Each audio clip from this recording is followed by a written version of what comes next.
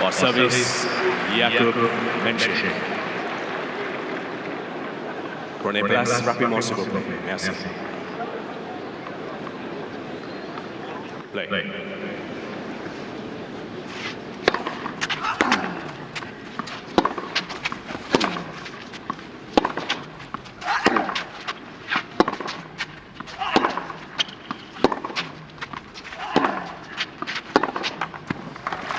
Another battle within the overall war.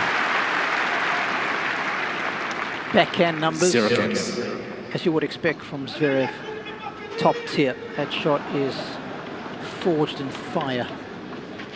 But if you hail from Czechia and you're a pro tennis player, your backhand is pretty much world class too.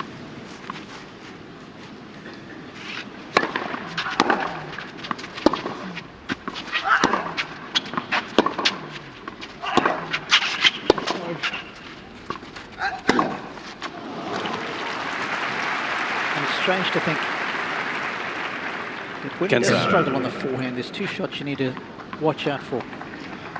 The slower ball to Zverev, like you saw there, and the forehand down the line. How well does he hit that? It's always a barometer of his confidence off that wing.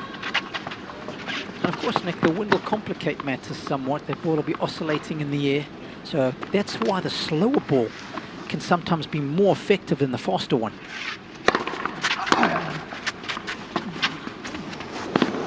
Zverev's gone very deep already to return the first serve. We know he likes to be in that position, but seems to me he's even further back so far early on.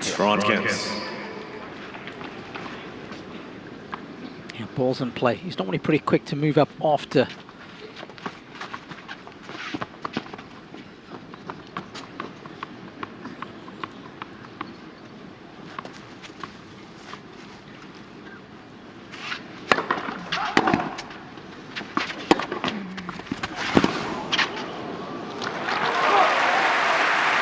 And Nick, another pattern of play I'm also interested in is after these guys' big first serves, they've often stepped up the court and taken that return of serve out of the air. Fascinating to see how much of an option that becomes.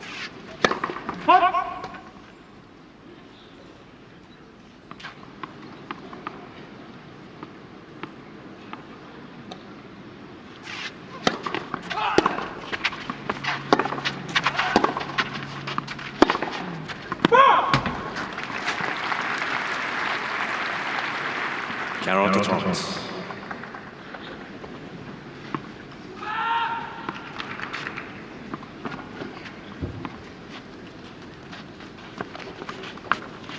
Zverev 3 and 7 major semi-finals so far up to this point in his career.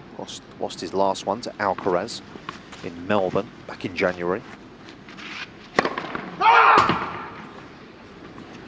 was an eventful afternoon, to put it mildly.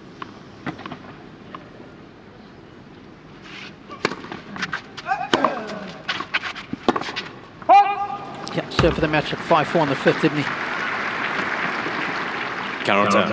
Alcaraz cramping.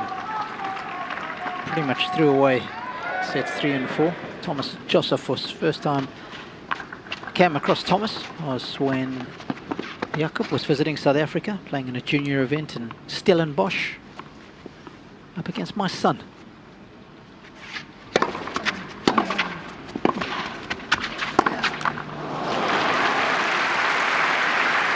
First time we see a bit of serving volley, a counter to that very deep return position.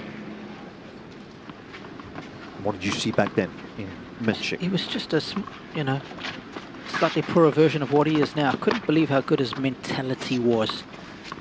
Already back then had quite a calm head on his shoulders, Nick. Mensik.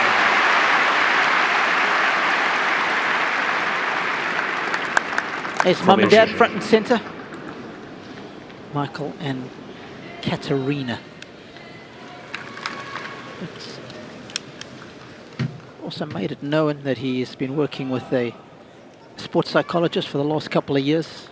And you can see in all categories, big difference in the serve as well as in the backhand. A very healthy 8.6 for Zverev and a 7.4 for Mensik.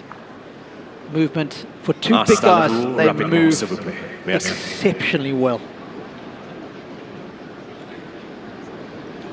It will be a very important combination of head and heart. Bar service, Alexander Zverev.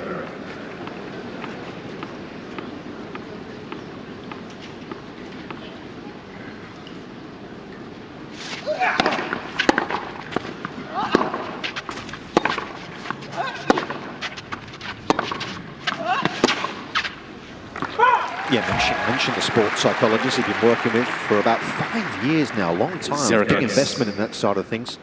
Dragan Vucevic from Serbia. And he's made his way out here Yep. for this match.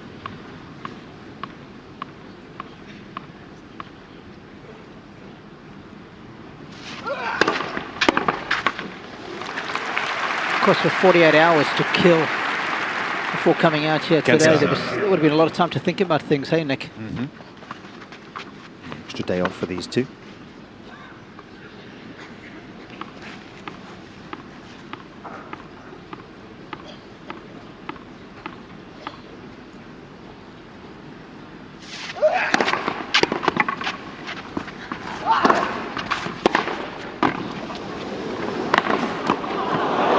Oh, what a good save.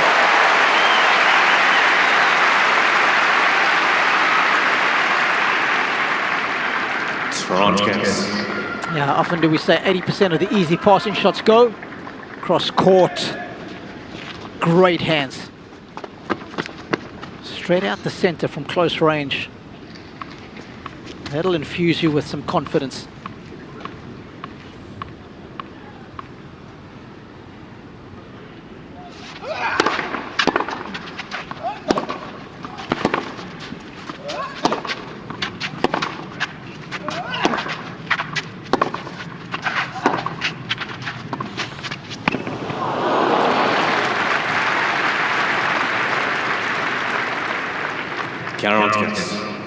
Zverev's serve has been non-impenetrable so far this week.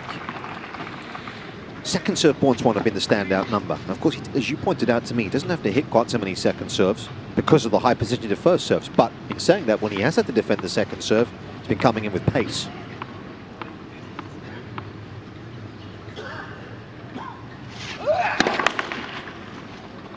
Averaging 111 miles an hour this week off his second serve.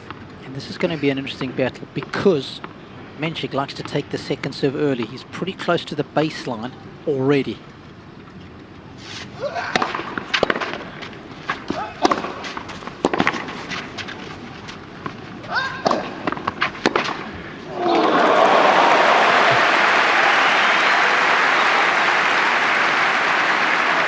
Anticipation is a game changer in this sport, especially at this level. He was behind in the rally because he didn't get hold of the second serve, but I tell you what, he has roped this backhand.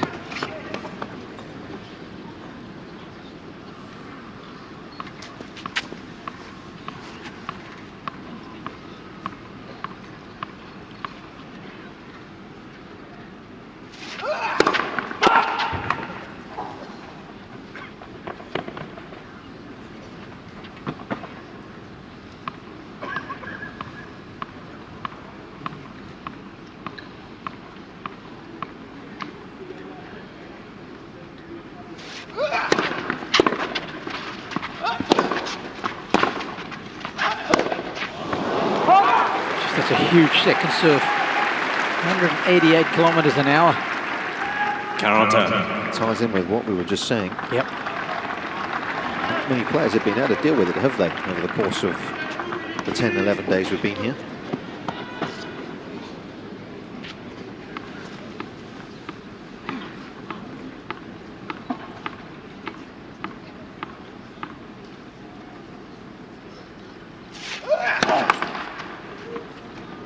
This is, though, the highest ranked opponent Zverev has played so far.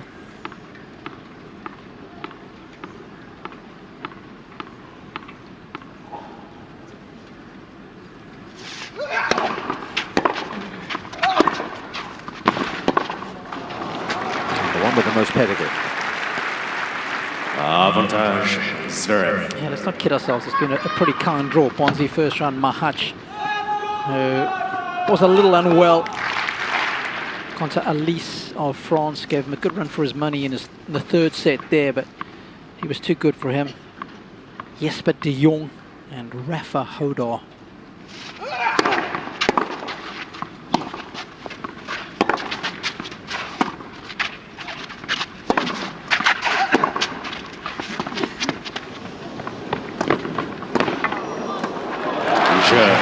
Zverev. Testing opening game on serve. And a good result for the German. There's Grandma, top left. Angers. Jez Green is back on the team. Strength and conditioning trainer for many years. 5-year project he had in the early days with Sasha to build more strength in his legs. The goal was to put on 15 kilos over those 5 years. Create a robust body to be able to handle the rigors of the tour.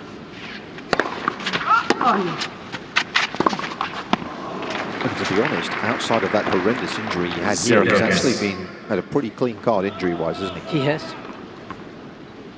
Of course, he's often spoken about that match and that injury that he sustained on his ankle when he tore the 3 ligaments. It wasn't so much the fact that he ended up losing in the semis, it was that he was so close to getting to world #1. I think I calculated he was 125 points away from being world #1. He had 3 months in which to get those points.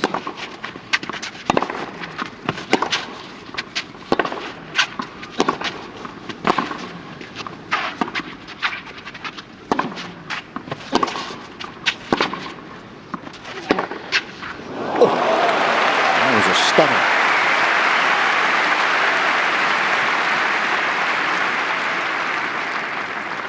Zero turns. There's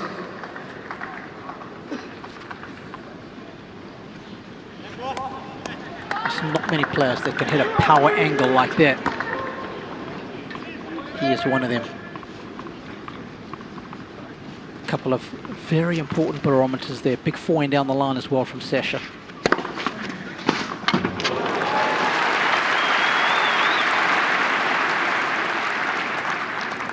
Could be a serve that he goes to a little more often if Zverev persists standing as deep as he is on that juice side.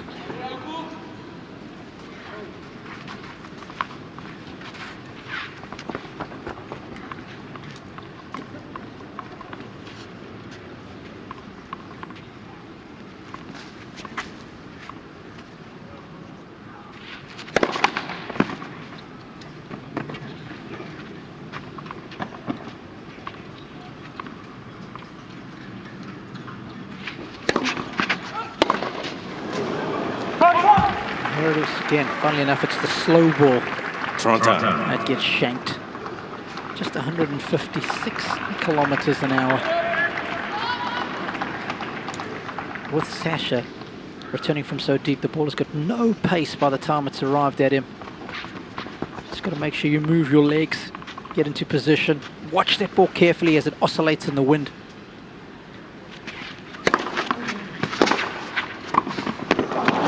And where he benefits with that serve is he actually gets a good bit of movement to it, doesn't he? It's not like he hits the wide serve, there's Dave Haggerty, but he gets the ball to move here. Look how this cuts. You can see by the time Zverev's hitting it as well, Nick, that ball is dropping big time. It's so difficult to hurt him. It's not a bad return, but it allows Jakub just to get so close. And as I say, that has been one of the brightest shining lights in his game, the net play.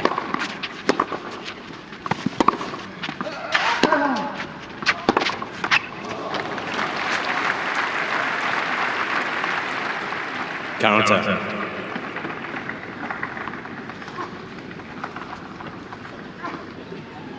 Over the 5 matches that he played, it's been an over 200 times to the net. It's won 73% of those forays forward.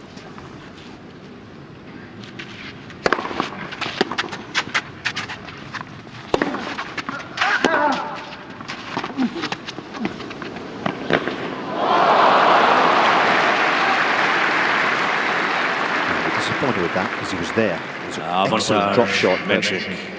I've had a look at this. He's one of the quickest north to south, is Zverev. For a big guy, he moves exceptionally well. Just his hand skills have let him down on that occasion. The slightly more forward momentum in the racket face was needed. That was a lovely picture. You could see it. It was also a lovely picture to see how much clay is staying on the ball here in these slightly heavier, wetter conditions. See the brown clump on it.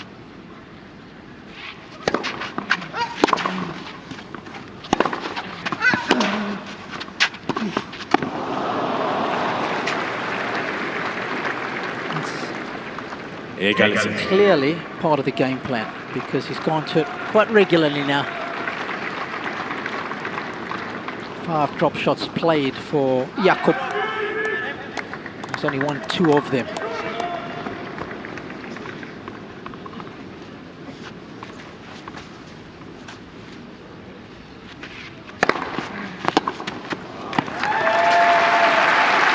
His accuracy's been excellent, hasn't it, through the course of the 10-11 days here off that serve.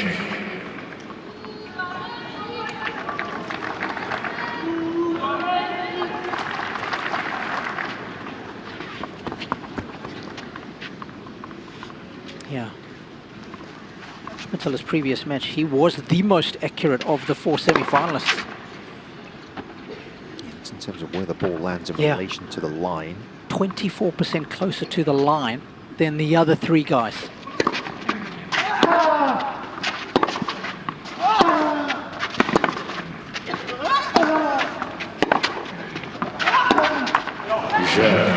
Mensik. 3 pretty challenging holes here to begin the first semi-final. We are 16 minutes in already. It's Mensik that leads 2-1.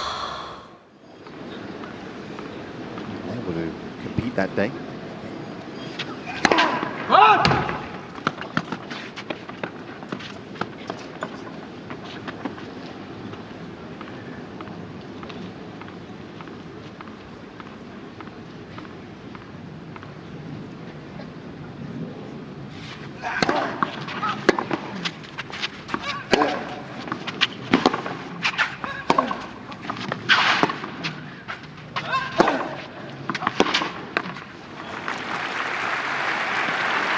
Good length. Kansas. If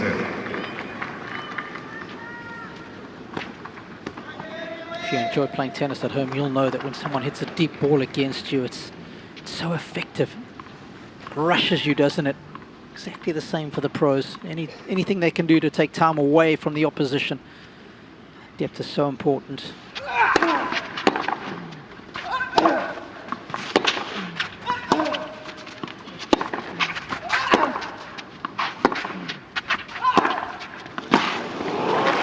Does it have more or less value on clay than other surfaces, or is it the same outcome? No, even more. Toronto. Because of the surface being so slow, it is difficult to rush your opponent, Nick. So therefore, you hit a backhand like that, the ball stays in the air for such a long time. It doesn't lose its speed like it does as soon as it hits the court.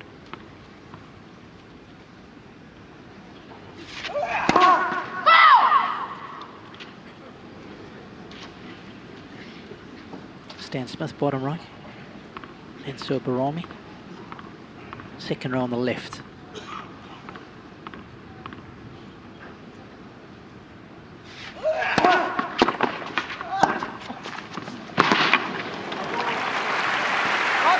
Stan Smith, who did actually play tennis, because I think some of the younger generation think he should just shoot. That he is a shoe. Yeah. Another pair of stands, please. Yeah. Of course, he wasn't the original face of the Adidas shoe.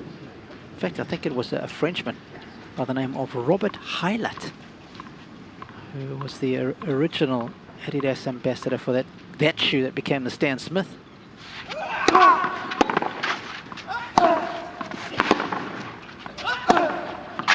Zverev. Whatever the truth, Stan's done okay out of it. He has done very well. I've got my good friend Rolf Schmidt to thank for that very interesting story that I didn't know about. We were speaking about the royalties that Stan gets from all the shoes that get sold. The forehand has looked rock solid early on. Beautiful acceleration. That is always the key When he doesn't play well, that's when he's passive and tentative with the forehand. Does the footwork change on that forehand a little bit, Robbie? Is he playing more a few closed stance, or is it still kind of open stance? Does the stance change at all?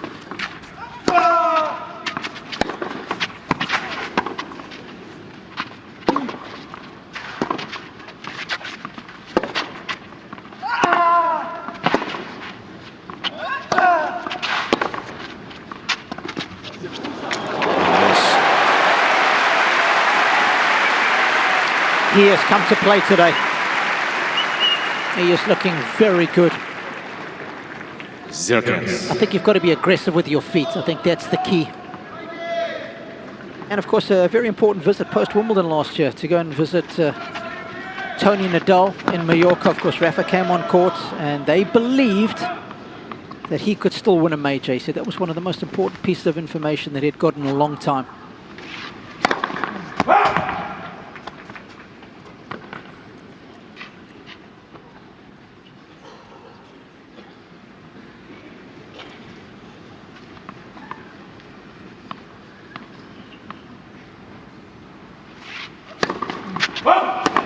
Zero turns. Successive service game. He's been a love 30.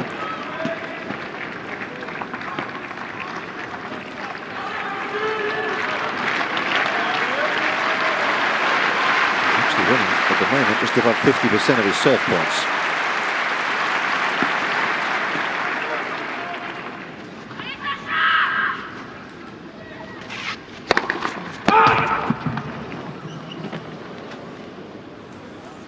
Alex.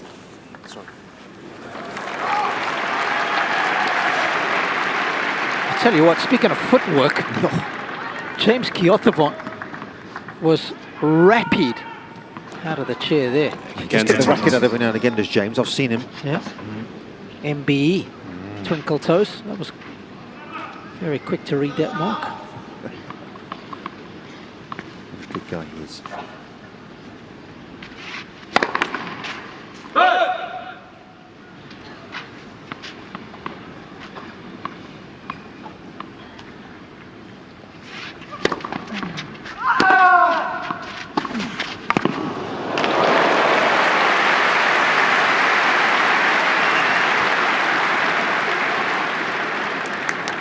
Toronto.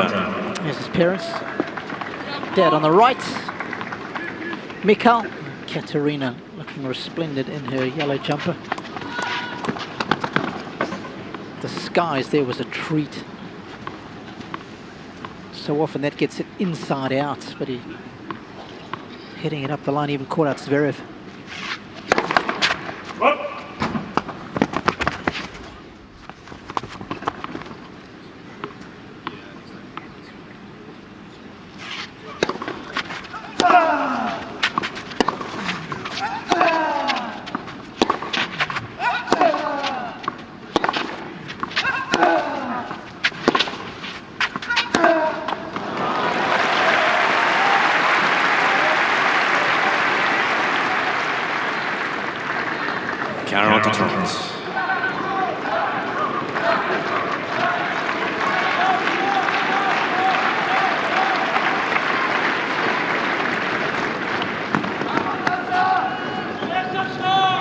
Well, that bright orange thing in the sky that was so problematic in the opening 10 days is back, Nick.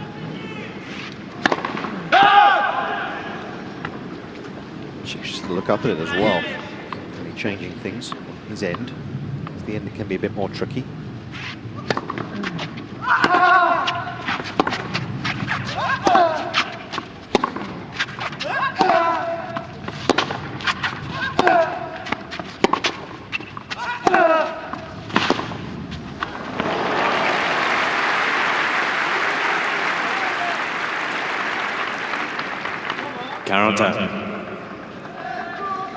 One of the marked improvements I've seen from Zverev as well this week is there's been very few occasions when he has complained or argued or gesticulated to his box. His powers of concentration have been top class.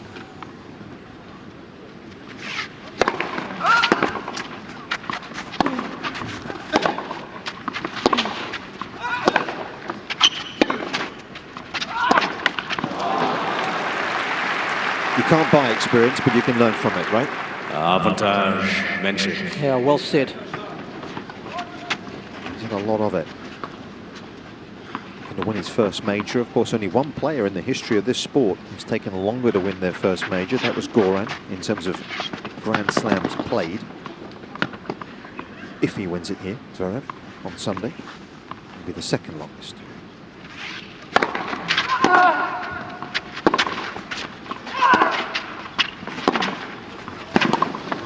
Heck of a shot that, under pressure. And Mensik has been under pressure a fair bit on his own deal here. But he's been able to grab 3 holes to maintain his early advantage.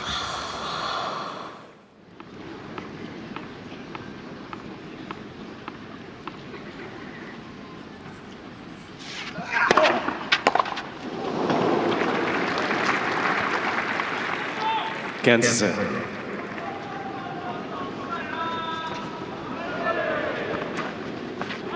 Just got a dodgy bounce there. It happens on the clay. Dodgy bounces is also one of the reasons that clay court players who grow up playing on the surface as youngsters have such good footwork, because they always have to fine tuning according to the bounce.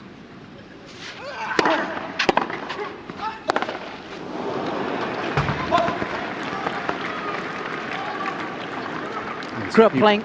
Just going to say, grew up playing on clay. Did Sasha Zverev at the Roland-Garros Hockey Club. That was his other love, field hockey. A couple of pitches there, AstroTurfs, as well as a beautiful tennis club.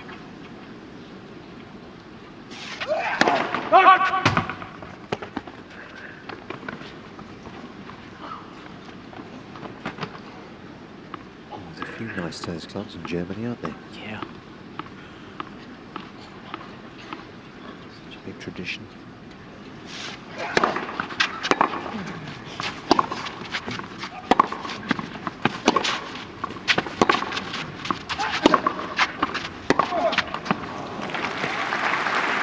As well to me that he's actually almost borderline hunting the forehand a bit more, isn't he? There was a ball down the middle of the court there, and in times past we would have seen him hit a backhand off that shot.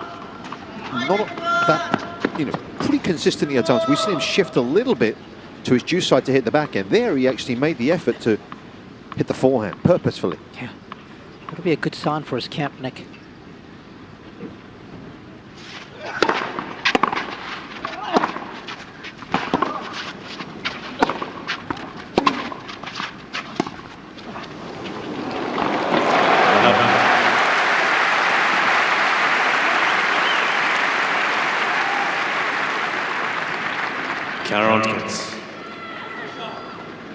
The drop shot today is going to be a very important shot, especially when hitting it into the wind.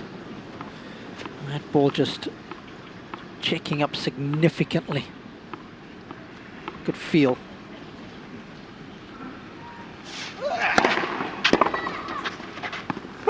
Zverev. Just 4 points lost on serve so far for the German.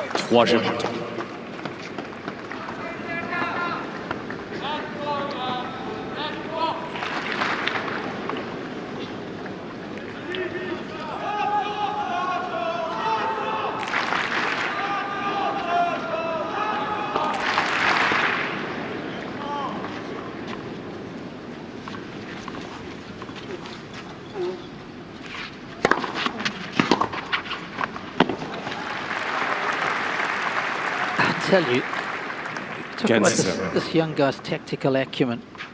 Generally, the spread on the juice side is almost 50-50 with the first serve. The moment an opponent goes further than 2 meters behind the baseline to return, he starts using that wide serve a lot more, does Mensik.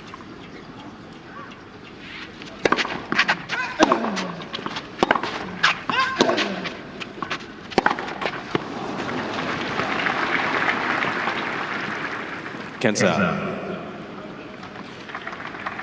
definitely a better wind to contend with out there today.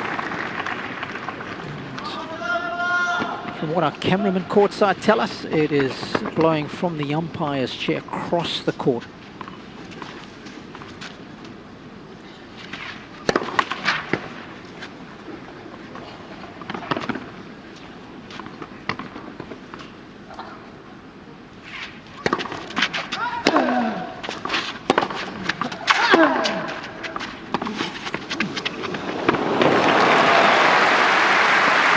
exhibition in drop shots right now, isn't he? Early they're going to in the rally as well. Frontkens.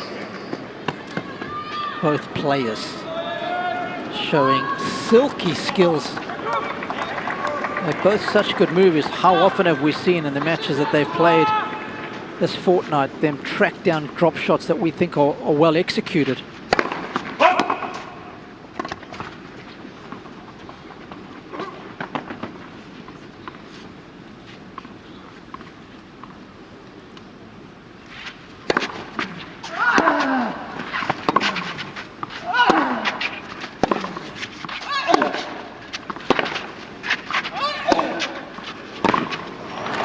Length on that one.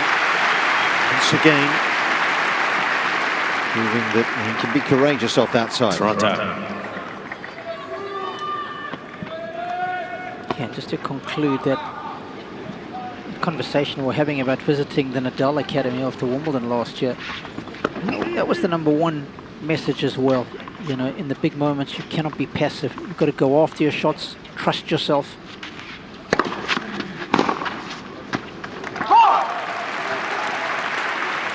There's the tactical acumen coming to the fore again for Mensik. He will go wide there 80% of the time if the returner is 2 meters plus behind the baseline. He's picked it up and he's countered the tactic of standing deep. Yet to lose a point, Rob. He's made that serve so far.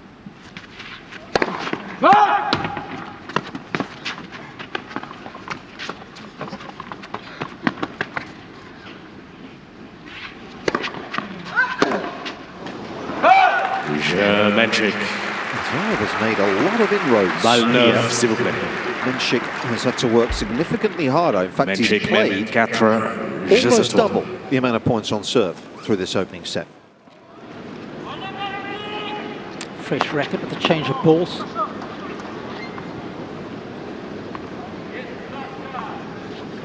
Conditions will be heavy today, no doubt about that. Won't be too dissimilar to where he grew up in Hamburg. This is a good summer's day in Hamburg. I know the feeling.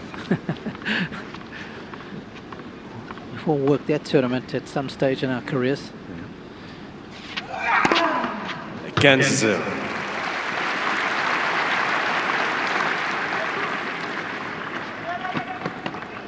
Used to be a Masters 1000, of course, didn't it? Yeah, that's right.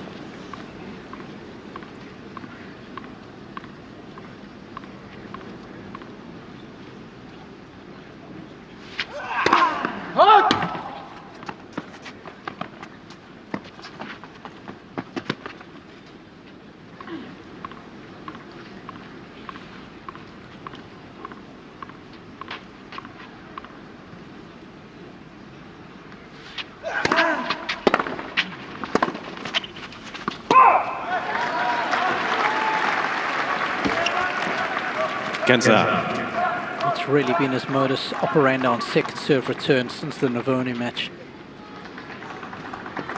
Take it early, rip it, create instant pressure on the server.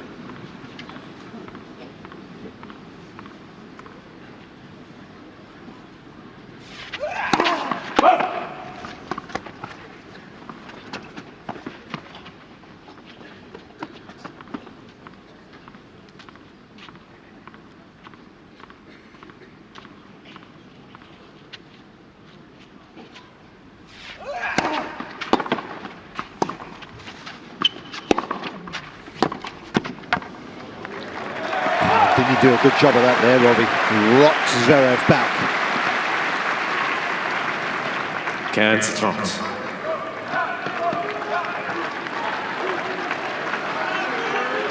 Not once, but twice.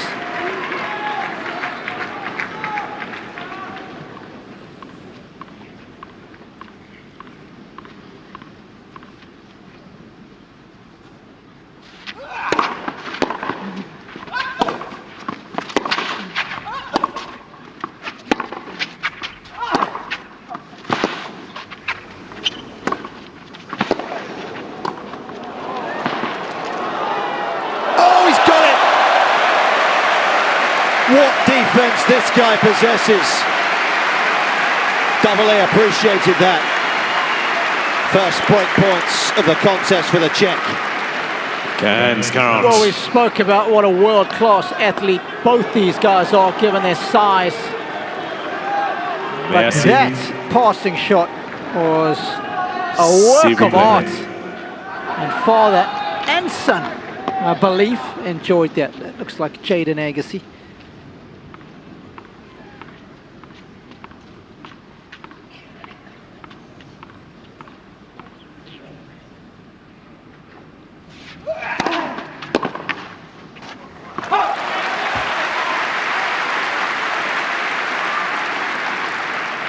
Front count.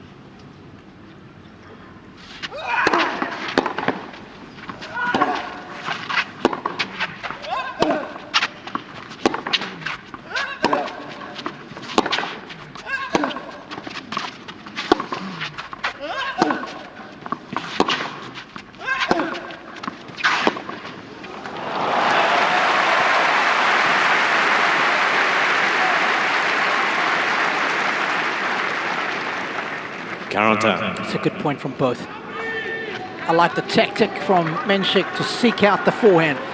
Let's see how that forehand of Zverev is going to hold up under pressure. And it did so very well.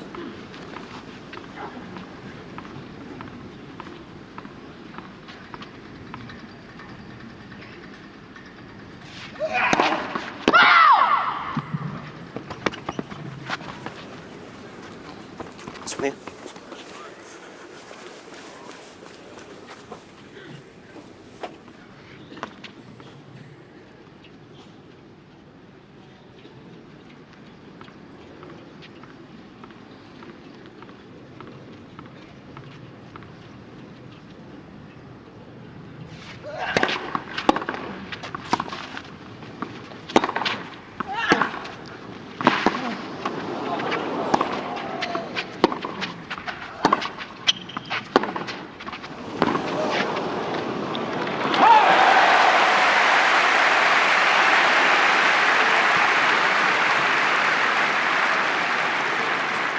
Avantage Mensik. Well, we saw Andre Agassi sitting in the front row there. We know what an unbelievable backhand he possessed. I think even double A would have given that one the thumbs up. That was a backhand of rich quality.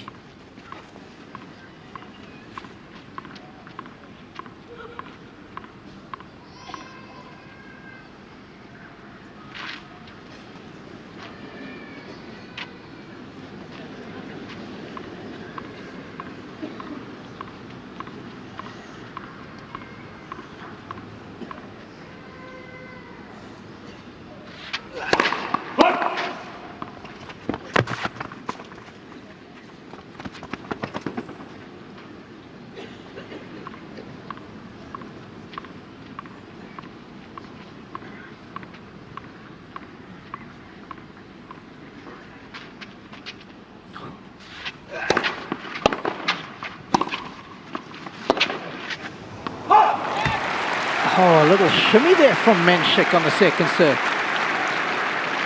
Égalité.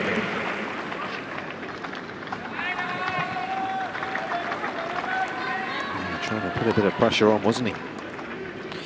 He had a good look at that forehand. He'll be disappointed that he's mishit it, Nick. You mentioned the second serve points, one coming in for Zverev to this contest. Yes, 67%. Today's bang on 50.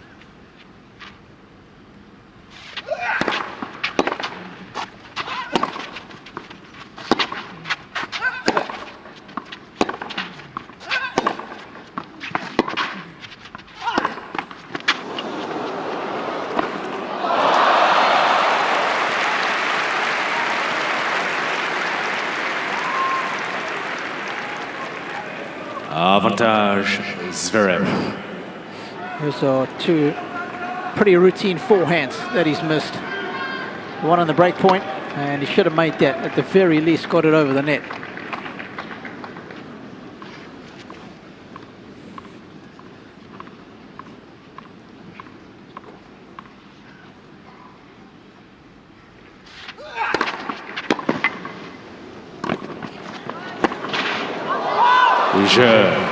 Zverev.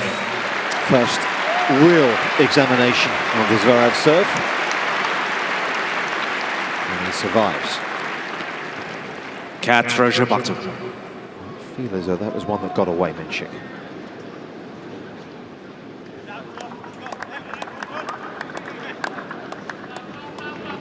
Yeah, 45 minutes in this battle is well and truly joined.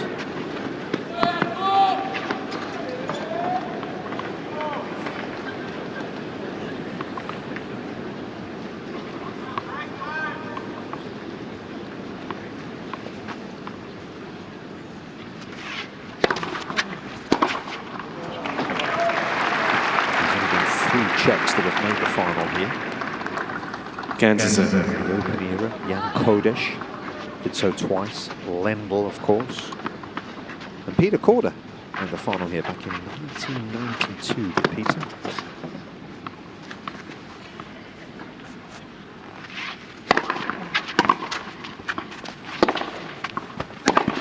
Lost to Jim Courier. 92, Korda. Toronto. Courier was a menace on the clay. Yeah, he was white hot there for about 2.5, 3 years, wasn't he?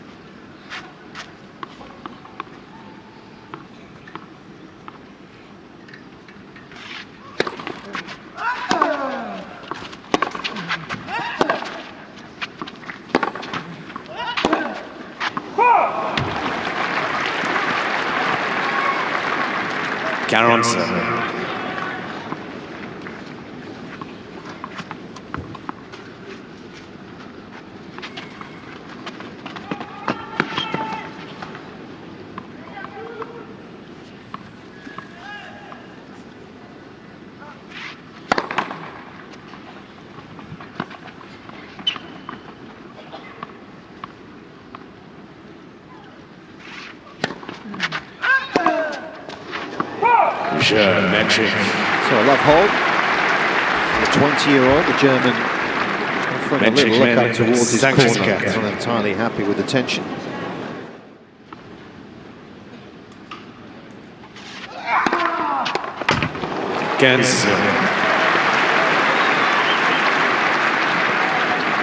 That felt quick. I think that could be the quickest. Is it the quickest? No, 2:21 is the quickest so far. That was 2:19.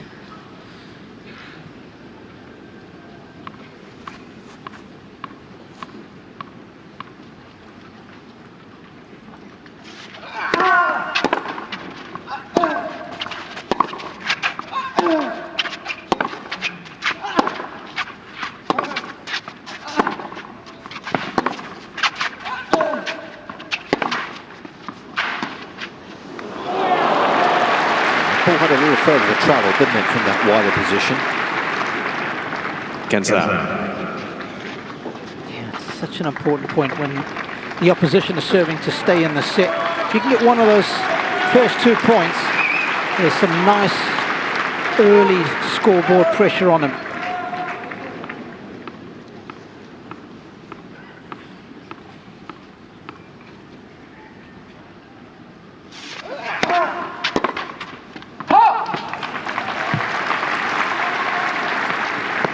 Trotskins.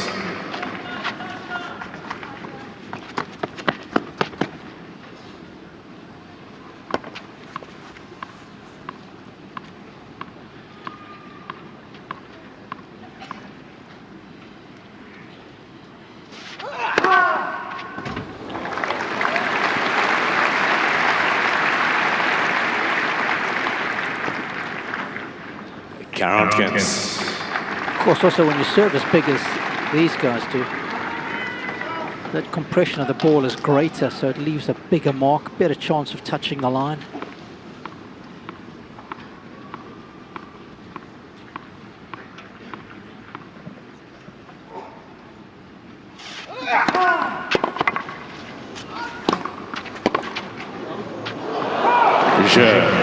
Zverev. Good miss.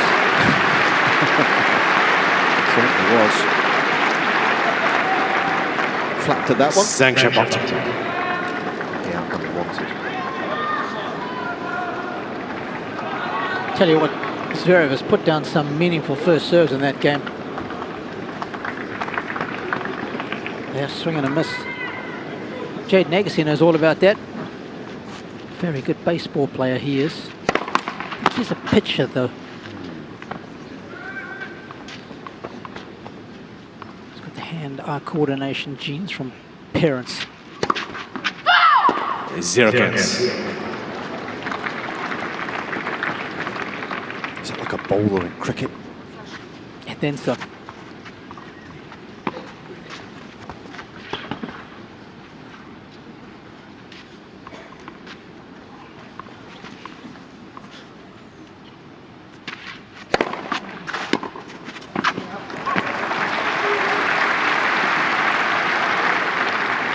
Talking about the spread of the Kenza. serve, very even spread so far.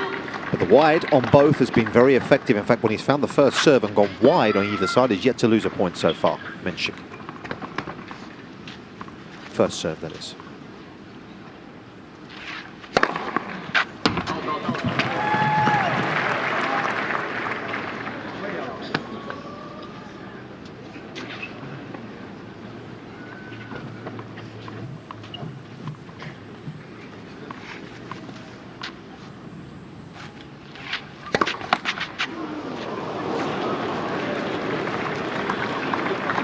Kansas.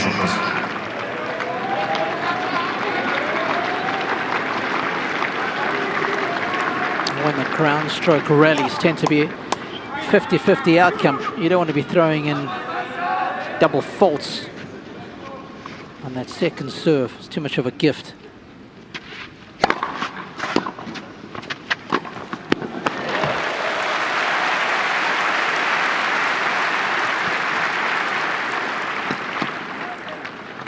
Toronto. Serve, survey and volley has worked so well for him. See how quickly he does get forward eventually, because he's got the time to get on top of the net because Zverev is so deep. Didn't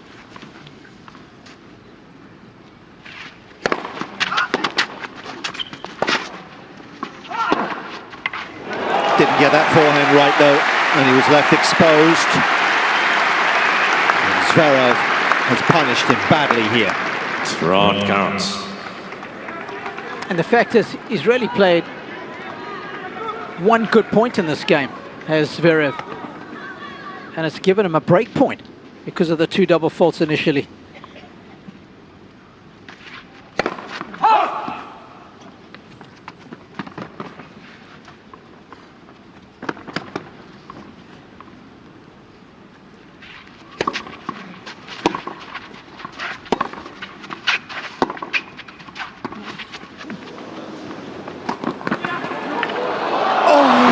Make him pay. Zverev. Zverev eventually does get the break. First time of asking, in fact. Zverev, men, Mensik see will just the feel same. as though maybe the forehand should have gone over.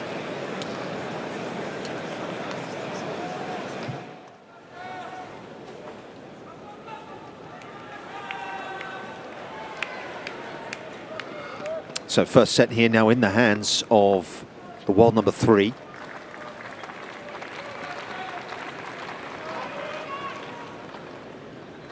Played almost an hour in this opening set.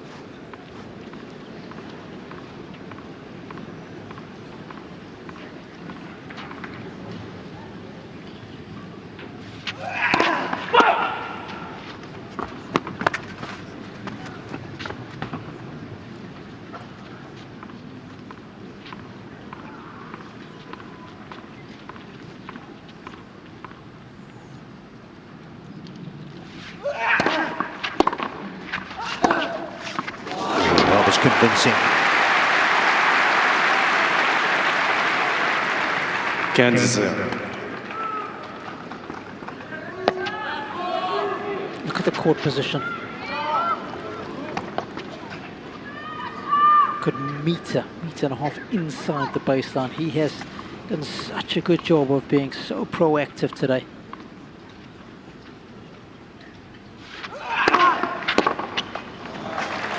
In attack numbers looking good. Toronto.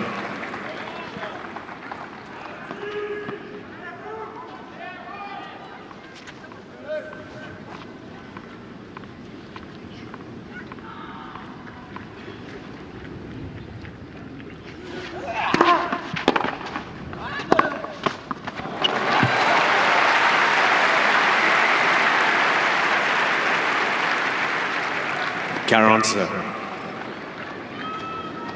Hesitation with the +1.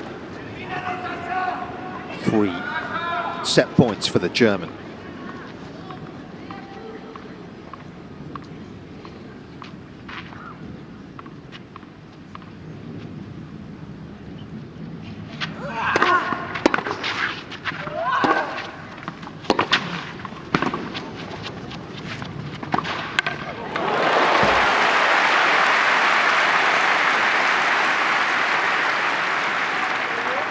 Caronte.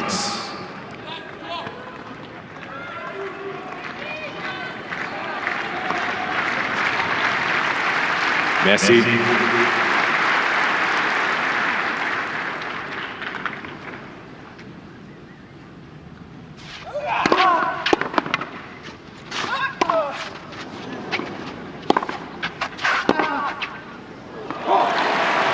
What a turn that was from Mensik.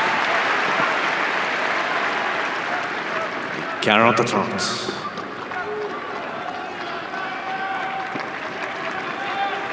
A nuisance of himself in this game. Looked as though this might be done. And he's hung around.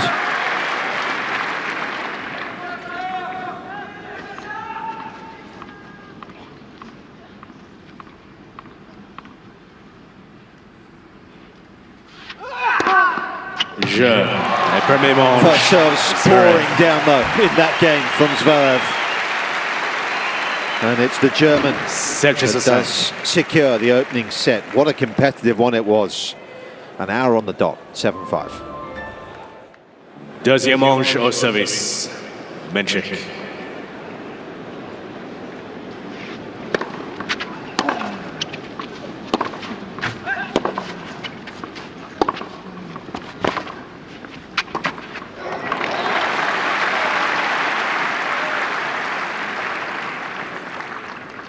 Kansas.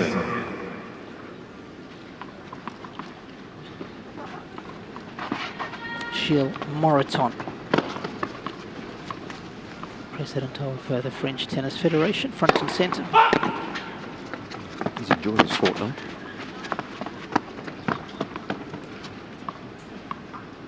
Always Kwame, furthest French player in the draw, somewhat surprisingly. Kansas. Hot property is Moyes, isn't he? After what we saw from him here. Yeah, just on the edge of 17.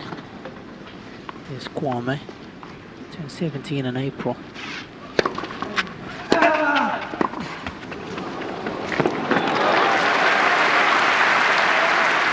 If you didn't know I was a Stevie Nicks fan, you do know now. Trondkens. His mum and dad, Mensik, of course. There is one other child in the family. Older brother. Of course, suffers from autism spectrum disorder.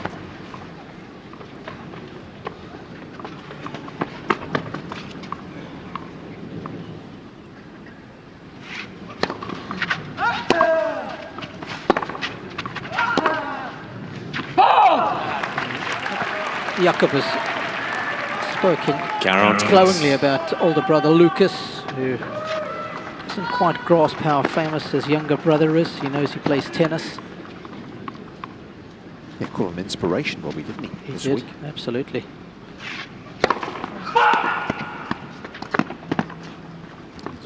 almost 3 years, is Lucas.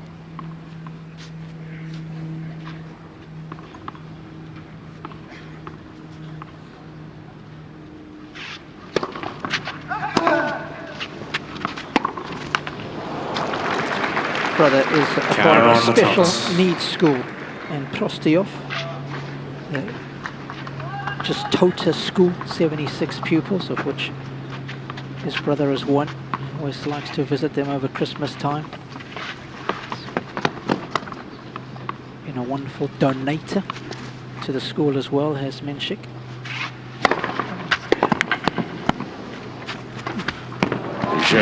Mensik.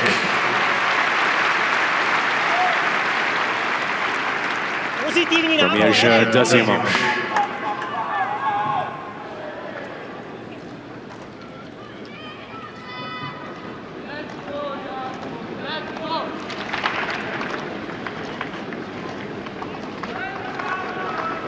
Just a quick look at the shots in attack.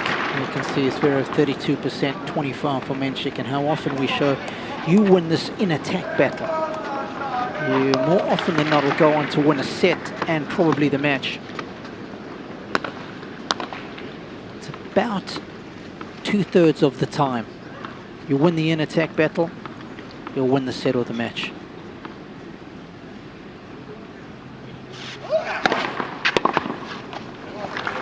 And of late, that's been a big contributor, the last two service games. He has really found his rhythm on serve, not only the pace and the consistency, but the accuracy too. It's 11 out of 12 first serves made now.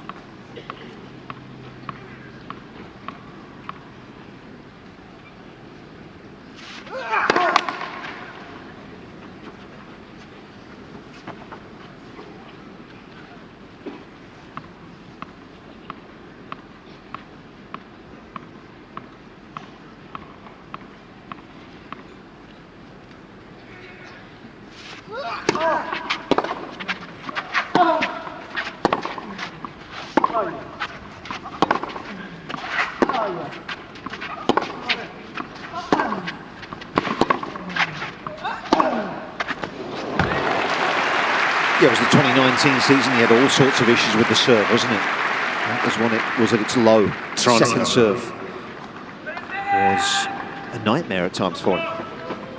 I think, to use a golf term, he had the yips, didn't he? Yep. There's definitely no yips on the forehand today so far. It's been outstanding. It's 17 doubles against Schwartzman that year at the US Open. Yes, Cincinnati against Kecmanovic, I think it was 20. That was a 2 out of 3 set match, Nick. It was. Here, even here, you look back, 14 doubles in one round here, 4 sets.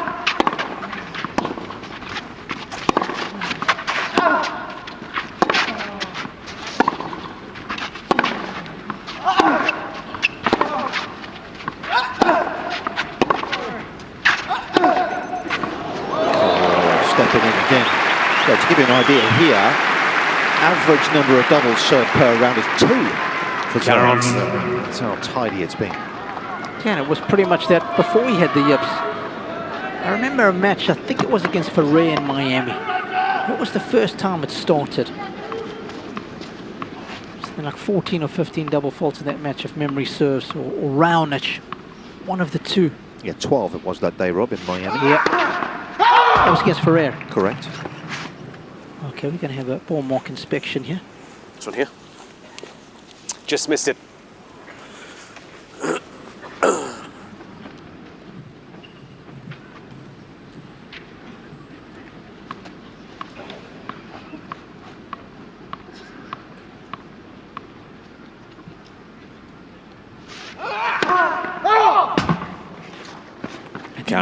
He started doing all sorts of things with the second serve.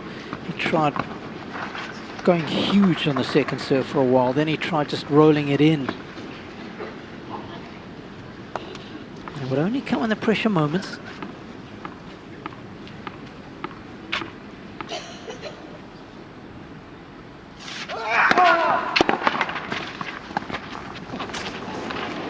Not up. Zverev. It's well spotted by the chair umpire. one of the best in the business.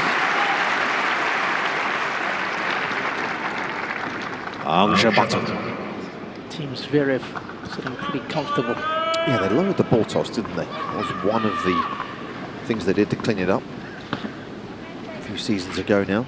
The technical changes they made to it. Because that's always been one of the criticisms of Zverev's game. And over the years, he hasn't evolved it much.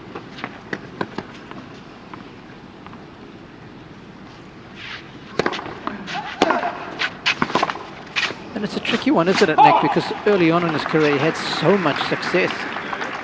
0 counts. We often mention that to win his first 2 Masters 1000s, he beat Djokovic and Federer, beat Djokovic in Rome, Federer in Montreal, in straight sets, both those wins.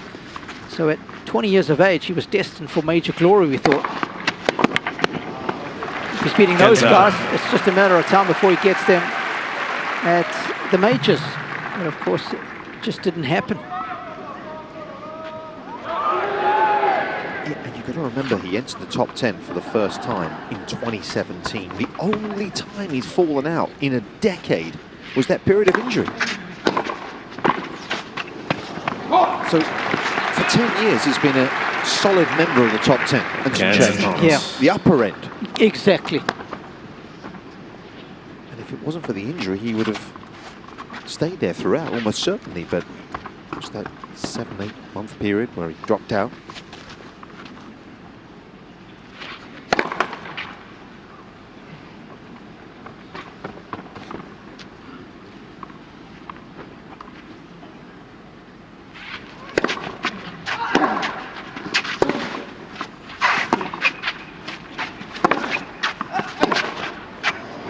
That's easy pickings.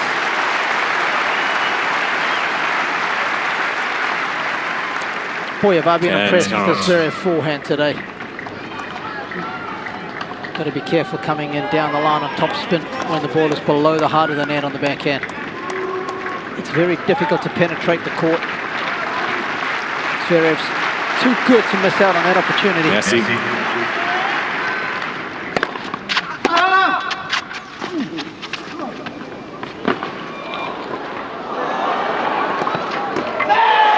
He's got another break. Zverev. And the picture is getting rosier for Sasha Zverev here in the first of the semi-finals. Zverev men. He's building on his advantage. It's a set 2-1.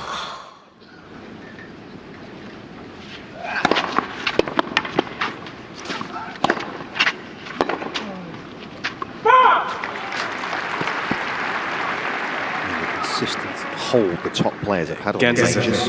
Yeah, 9 in a row. Sin and Alcaraz coming into the French Open this year. So that's not the longest stretch in recent times.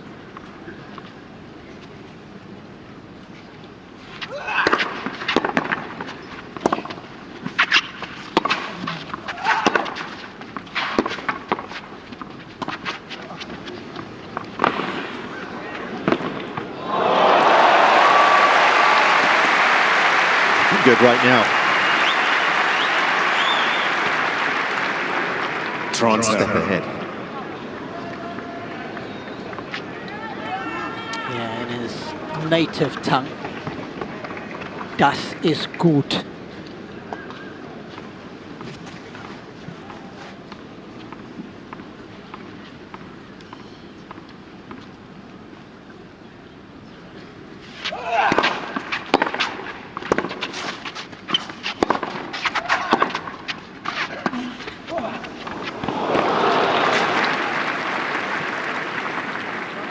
Of course, that dynamic duo for Roger and Rafa. They had a stranglehold from right here, actually, 2005. 11 in a row. Djokovic broke that stranglehold at the Australian Open in 2008. Of course, then we had another 6 in a row thereafter. And a certain Juan Martín del Potro came to the party.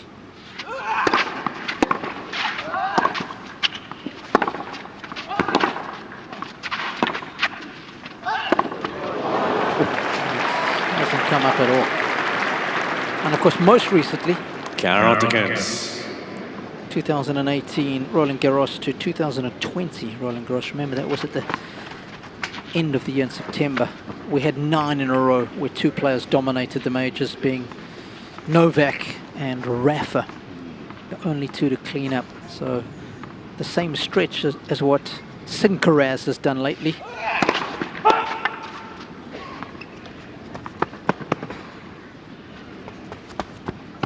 Be a while before we see Alcaraz returning, I understand. The US Open, no lock, I'm led to believe.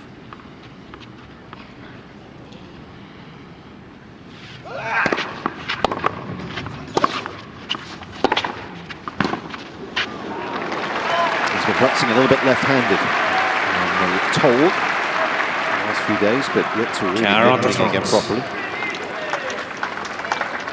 We'll see.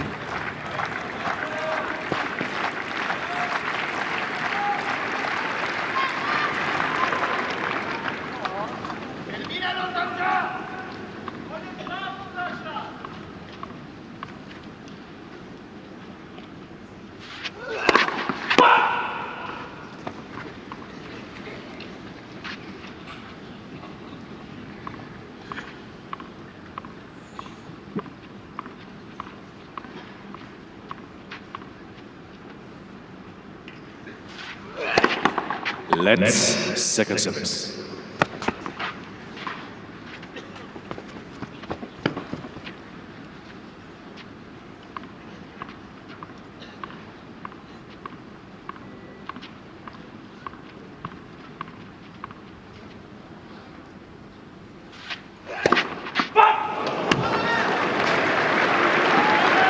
Carol down.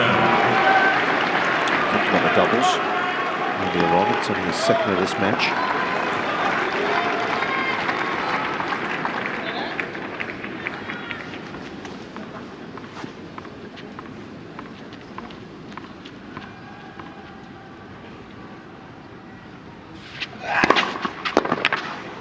Avantage, Zverev.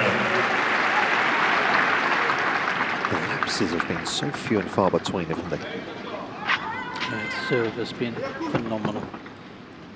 You know, just to put into perspective, folks, just having a look at the top 10 servers from last season, the average is about 64–65% of first serves in. Zverev. Balle neuve, s'il vous plaît. Zverev is 72% for the season in 2025. Zverev mène 3-1. He is almost 4% better than the next top 10 server. And what is he in first serve points won? Because you do need that number, don't you? To back it up. Absolutely. I think it's pretty high. Yes. Right around 74% for that, Nick. The best being 79, the likes of Sinner and Riley Opelka.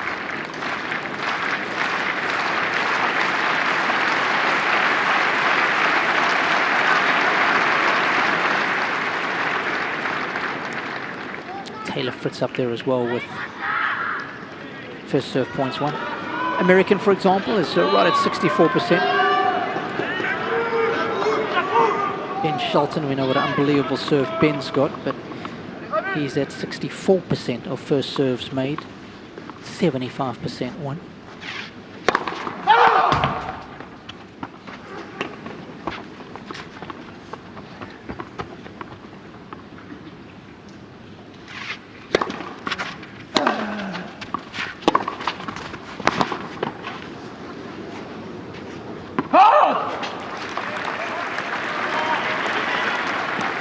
Kansas.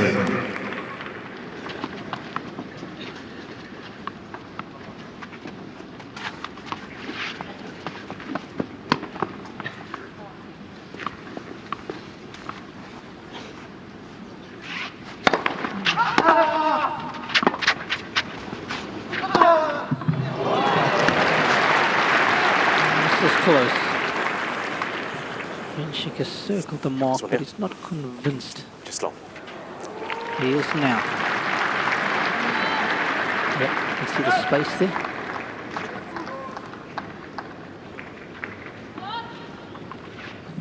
Because if you're wrong, you lose the point. Even though he's put it back in play, doesn't matter.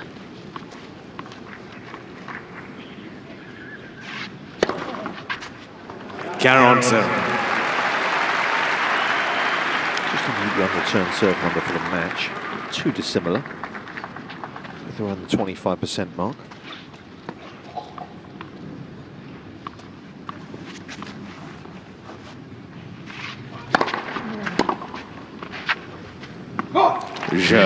Mensik. Very convincing game. Doing nicely, Zverev, but he's still yet to find a break. Crucially, 3-2.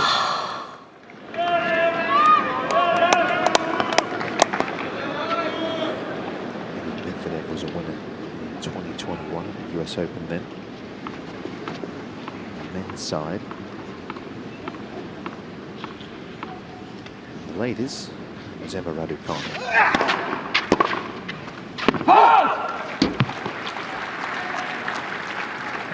Cancels it. Do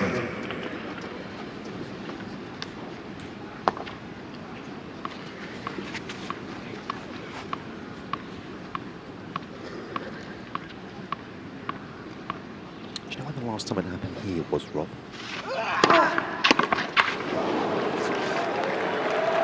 I do. That's good. Because our stats maven, that is Steph Trudell, has been informing us. You get a lot of help, folks, I promise you. And that was in 2004 when Messina and Gaudio won here respectively, Nick.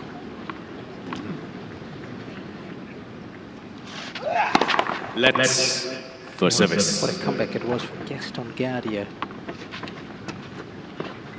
against Correa. No business winning that match whatsoever. Yeah. But he found a way.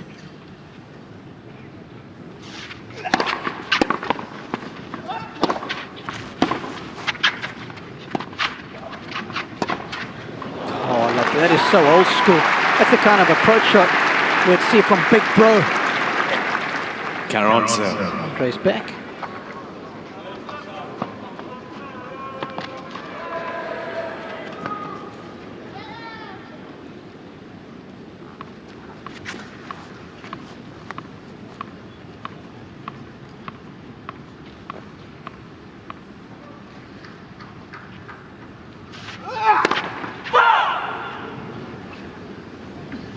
Described tennis in a very unique fashion yesterday on the network desk that he was on.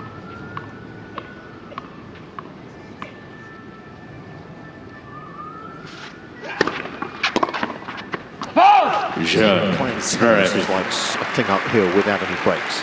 I think was his actual description. Zverev, Yeah, I think he was talking specifically about Zverev and not evolving his game. And that if you don't continue to evolve, you will go backwards. It was a good analogy, wasn't it? Yeah. He's so articulate when he speaks about the game. I think that's why he's so revered. He says things with authority as well. Yeah.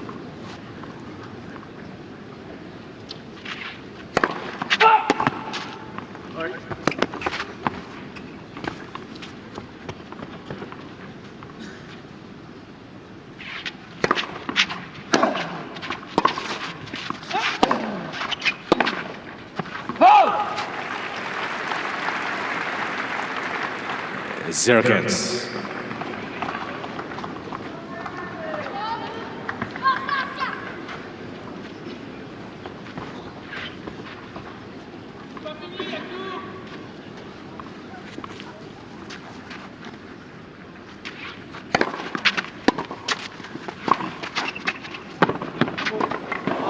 Oh, that was sneaky good. Zero turns.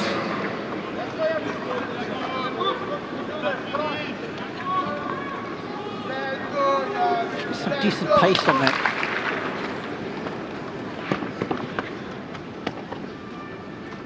Completely caught Mensik off guard. Thought he had it, but whoa, that thing's quicker than what I thought. Cans the front. Continues to be a pretty good serve for him.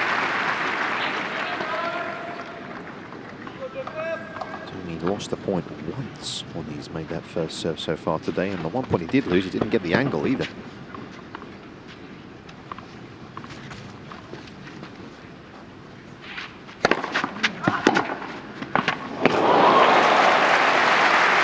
Punished him there, and he's threatening to get a second break in this set. And count.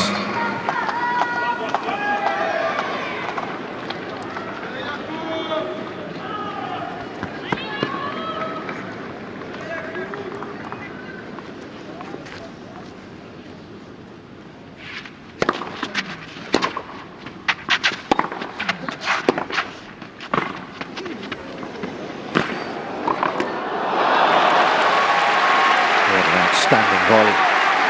The first one was. Drawn count.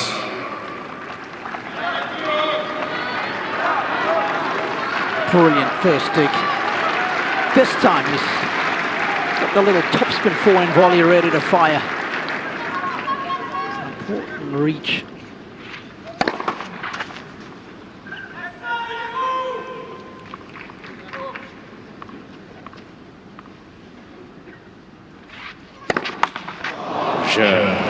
Zverev. Double fault. He's almost put this set out of his reach. Zverev is looking very good now to secure the 2-set lead.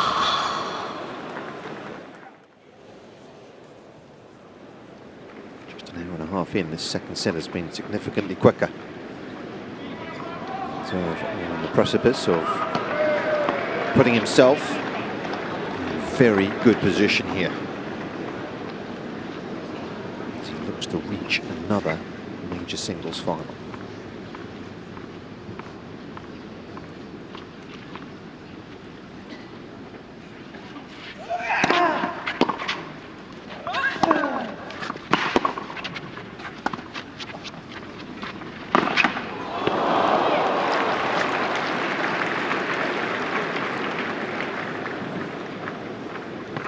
Cancel.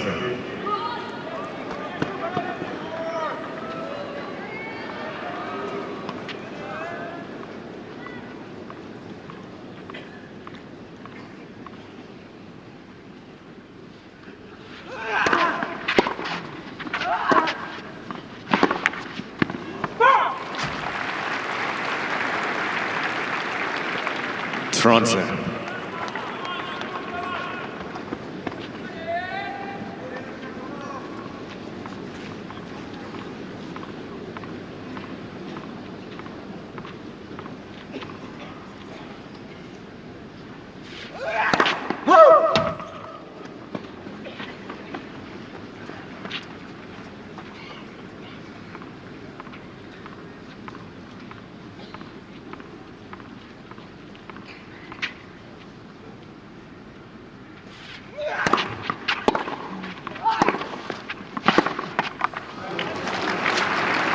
Take that ball early, that second serve, but not doing enough with it. And he's not rushing himself.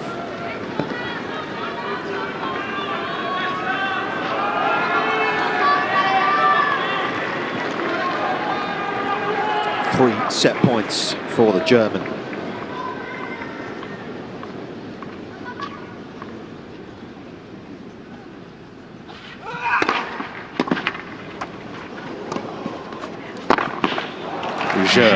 Deuxième manche. And Zverev finds himself just one set away from a fourth Grand Slam final of his career. He is very much in the ascendancy, up 2 sets to love. Troisième manche au service, Mensik. He has imposed order.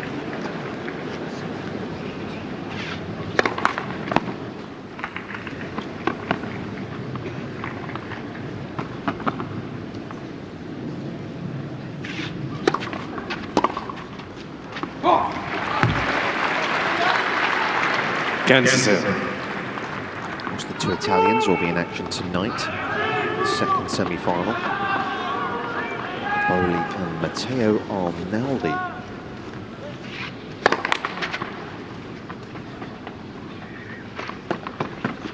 One of the lowest ranked first semi-finalist ever outside the top 100. That's a bit misleading, though.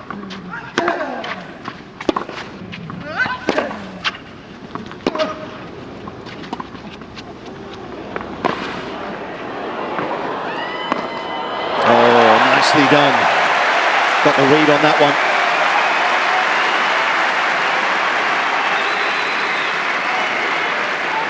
Well, one thing you can't teach, Nick, is wingspan.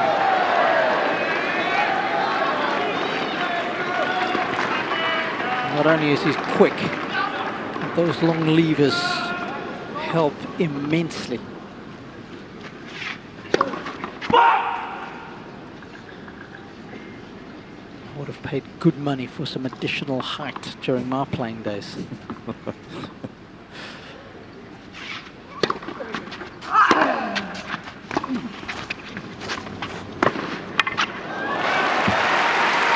Sadly, Rob, you've only got Mum and Dad to thank for that. Tronkens.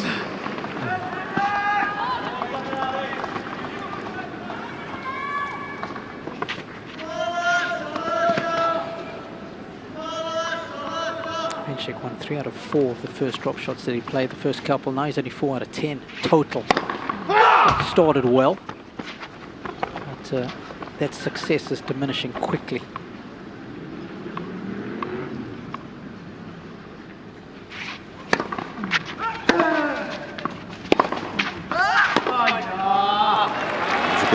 Maybe the return there. Tronkens.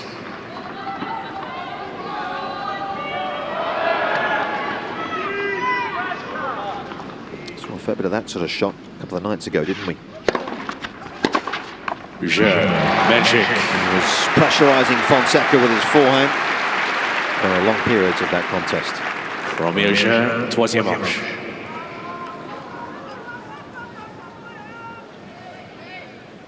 So often we've spoken about the strengths of Zverev being the serve and the forehand, excuse me, the serve and the backhand, but we often want to see how the forehand is operating. And you can see a nice uptick from set 1 to set 2 for him, 7.2 to a 9.5. That is astonishing.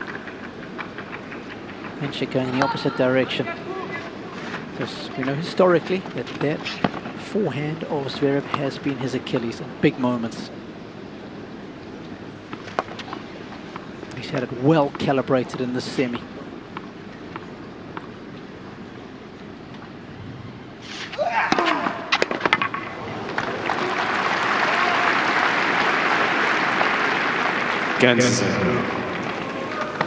Look, the next question is, what has he done well? He has kept up his racket head speed. Racket head speed gives you control, also gives you power.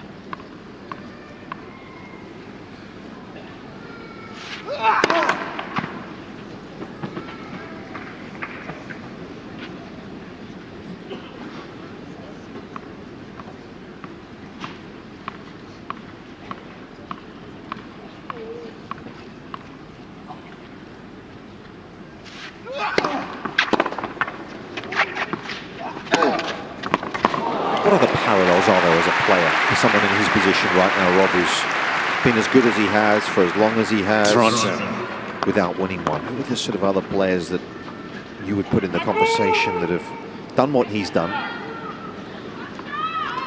find themselves in this position for the first time? Yeah, I think early on in the career, Andy Murray was like that, right? I think he lost 4 finals before he won his first one. Ivan Lendl was similar. Of course, they went on to have a lot of success.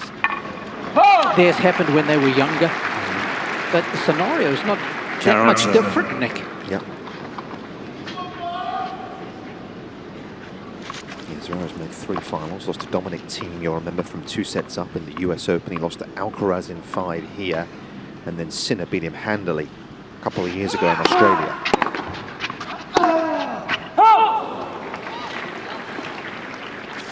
Yeah, Murray and Lendl lost their first 4, didn't they, before eventually winning one. Of course, Lendl winning his first one right here. He was in all kinds of trouble against John McEnroe. I think he was down 2 sets to love there, wasn't he?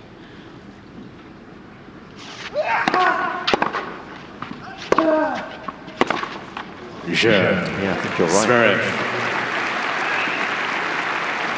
stinger for Johnny Mack, wasn't it? Easy to forget how good John was. The fact that he was serving and volleying first and second a lot of the time on a clay court against the likes of Ivan Lendl, because the racket heads were a little smaller back then, 65 square inches.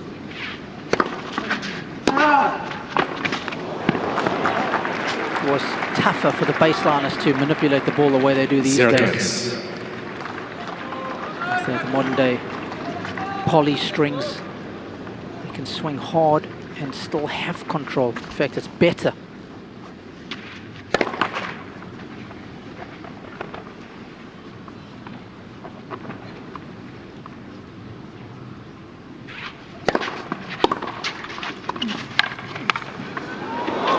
Oh, that is filthy feel. Mensik might need something.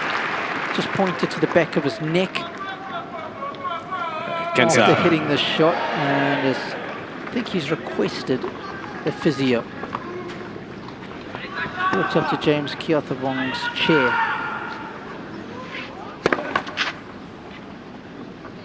At the top left of your screen, you can see the physios putting their bags on their shoulders.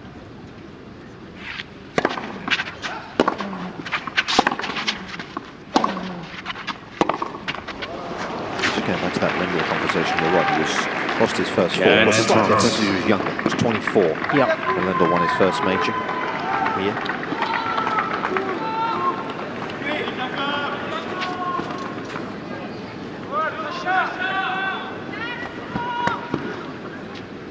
Yeah, there's not many who have won their first major at this age. I mean, Goran Ivanisevic had a couple of Wimbledon finals, didn't he? I mean, he'd probably be the closest. Yeah. Andres Gomez, we looked at the other day, the oldest maiden Grand Slam champion at 34.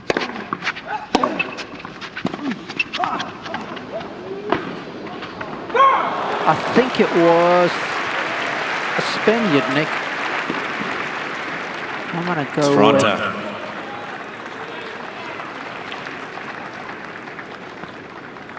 Testing me on our trivia question.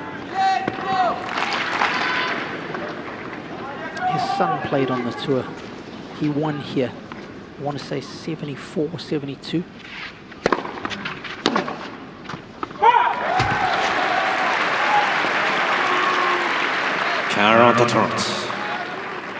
Gomez was right up there. Of course, beat Andre Agassi in the final, didn't he? That's right, 4 sets. 1990 Gomez was.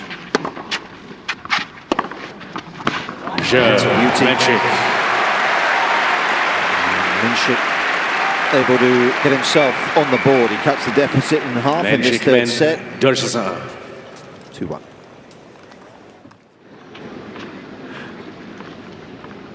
Innocence of youth.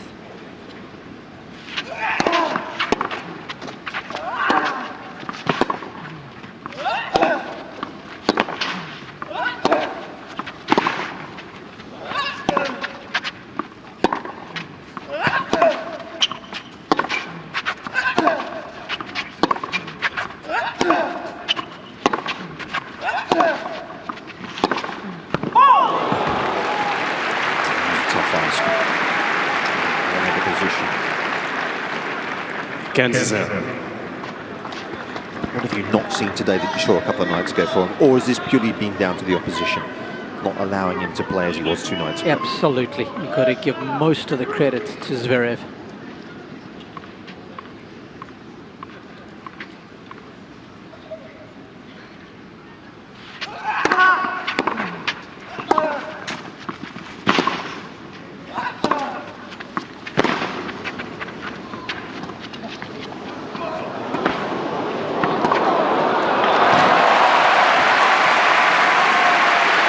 Got a piece of the line with a cross-court backhand. It's Zverev. That just took the ball away from Mensik. A couple of things. I think number one, the serve. Zverev able to control the rallies a lot better than, say, Fonseca was.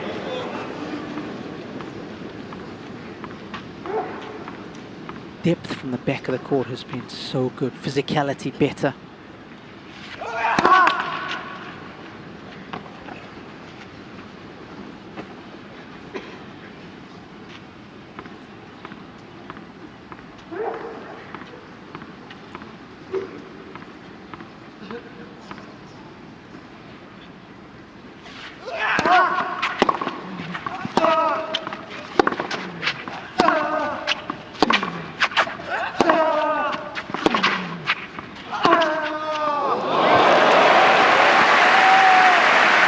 Frozen rope of a backhand.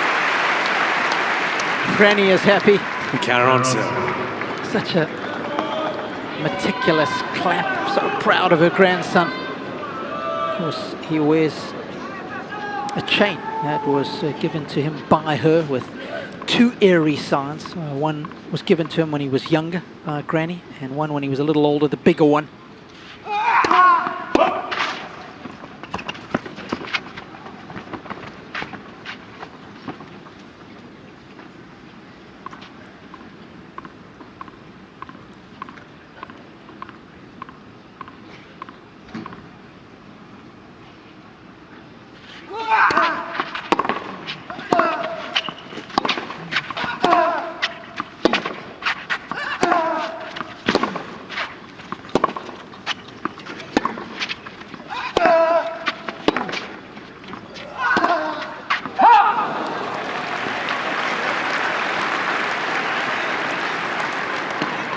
Counter against. I think as well, when you have a look at the first set percentage of Mensik, Nick, just getting back to your original point, it's a little lower when he started out here versus when he started out against Fonseca. It's been a bit of a double whammy day. Opponent's doing everything right to the nth degree, and he's just a little off. Yeah, we need an arbitrator here to decide. They're both looking at each other. Just missed it, man. For me, it's just missed it. Cannot see in this space, just missed it. How can I miss it? For me, it's wide, Alex. Yeah, but you see where the black mark is? Yeah. That's part of the ball mark. That's part of the ball mark. No, for me, it's just missed it.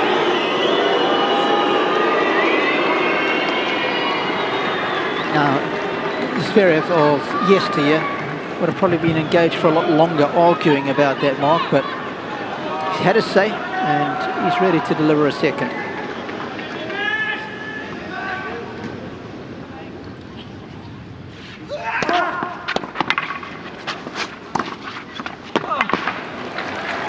That's about as good a second as he can hit. What was your line about experience? Yeah. Certainly utilise it.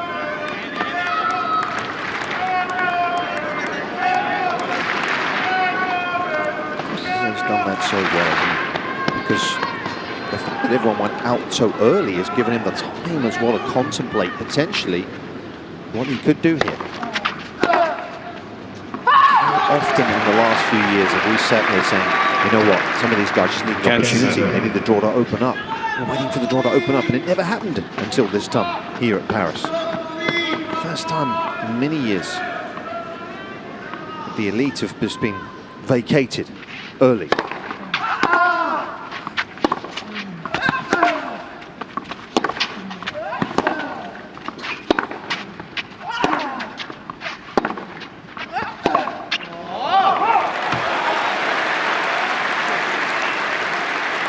Do you think if he was 22 or 23, going back 5-6 years, he would have dealt with this situation as well as he has so far? And I know he's not won this thing yet, so there's still a long way to go, right? Well, historically he hasn't, Nick, so it tells us exactly that. We've seen him get tight early on in majors, even before getting to this stage. I mean, in his early years, I remember him playing 2 or 3 5-setters in a row against much lower ranked opposition. By the time he got to the quarters of semi, he had nothing left. Counter answer. His record against the top 10 at the majors is interesting, isn't it? Because he hasn't had many wins against them. No, I think too often he's played them when he's been exhausted. Only 5 times has Zverev at a major beaten a top 10 player. Just 5.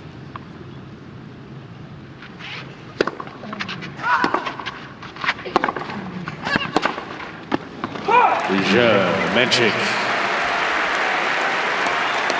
Solid hold on the check. He's trying to hang around Mensik here. watches it. Extend this match.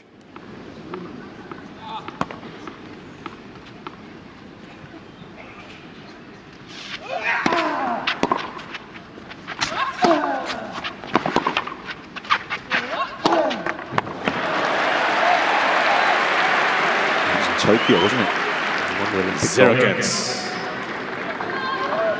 21.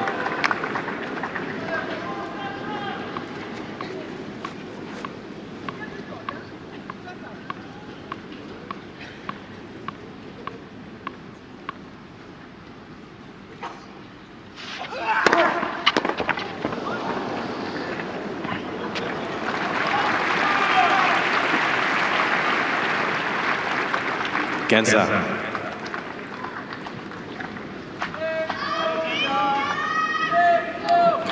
Just in front of Dave Hegarty there was Jan Kodesh.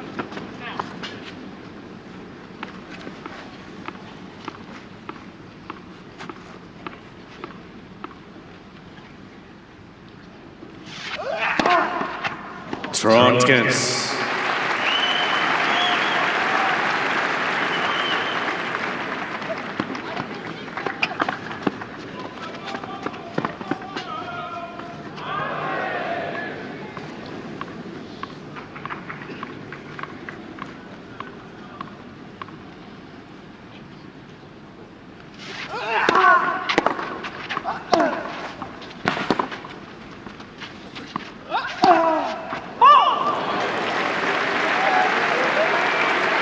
There's Jan. Bottom left. Twice the champion here in 1970 and 71. Must be Jelko Franulovic and Elina Stasi. Mensik.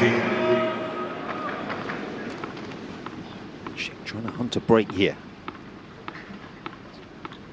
Yet to get one so far.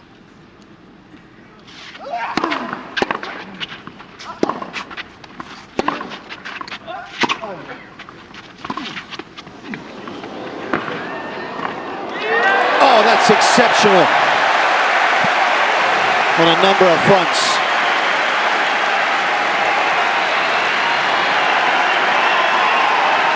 One of the best parts of his game coming into the semi was his net play, and this is out of this world. The little topspin flick volley invented by John Fitzgerald, perfected by Pat Rafter, and utilized very well by Jakub Mensik.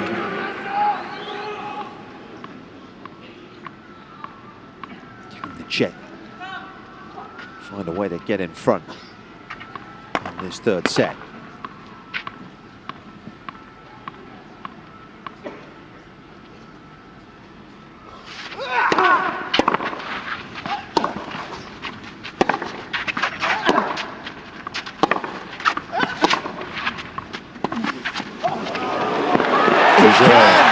Mensik.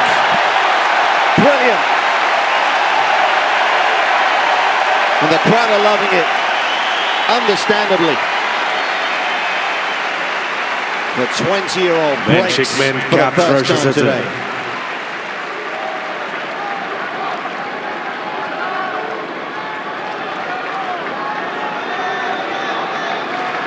I love the positioning of this drop shot. Very central, Nick.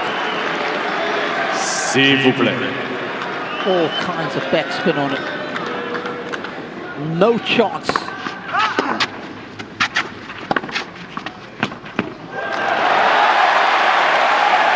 I tell you what, a quick hold here, and suddenly he will have garnered a lot of momentum.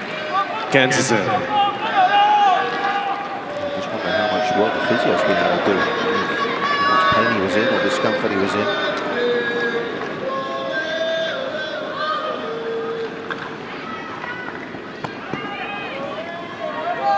Merci.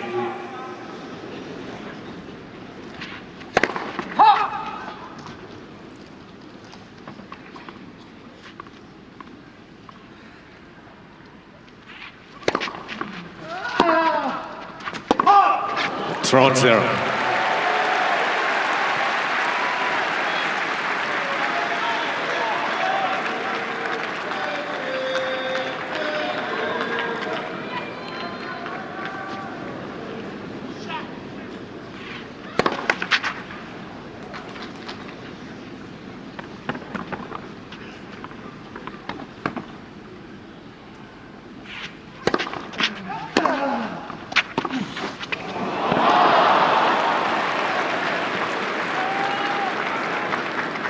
Roland-Garros.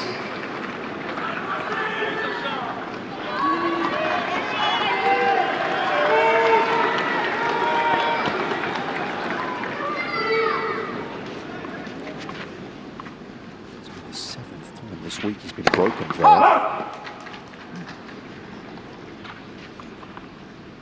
Very secure.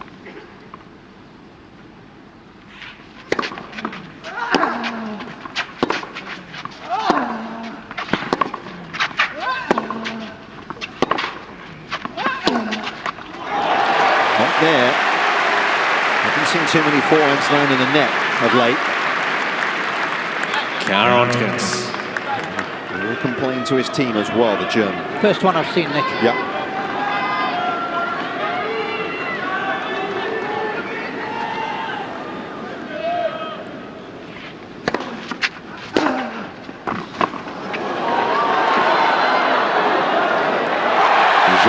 That is a play that he sprinkled in a fair bit of at the start of this match.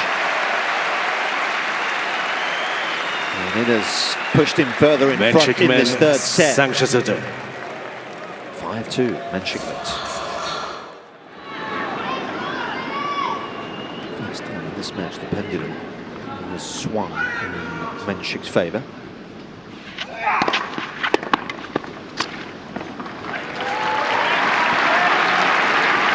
Against it.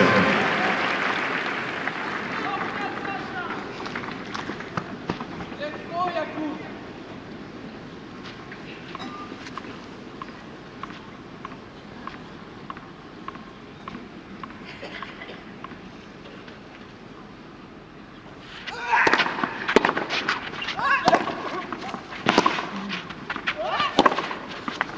Oh, that is massive. It wasn't a bad angle. Yes, he had an angle to work with, but wow, has he hit this well. He's just made a couple of additional forehand unforced errors in this set. Needs to get that shot back on track. Merci. This will certainly help.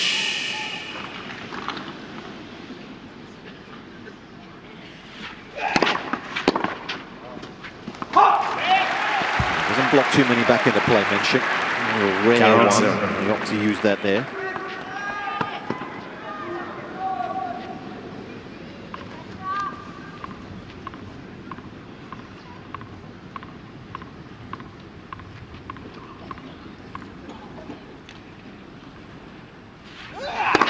Let's the service.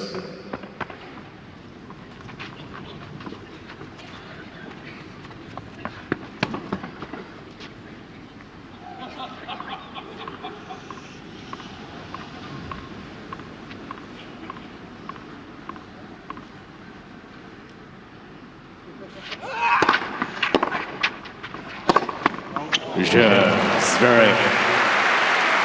It's a clean game. Mensik men 5-3.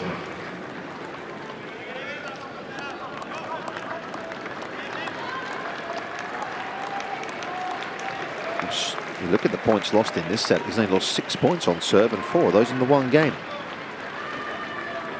And it has given Mensik the chance to cut the deficit.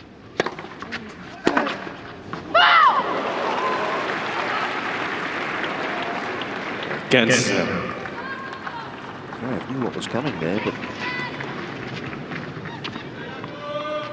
just a little more Space squeezed off the return.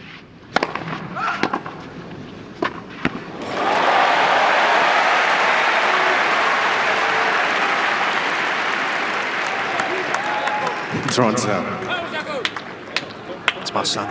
Yep, mum and dad. He's only serving at 45% first serves in this set. He still might win it. He's looking pretty good here at 30 love, 2 points away.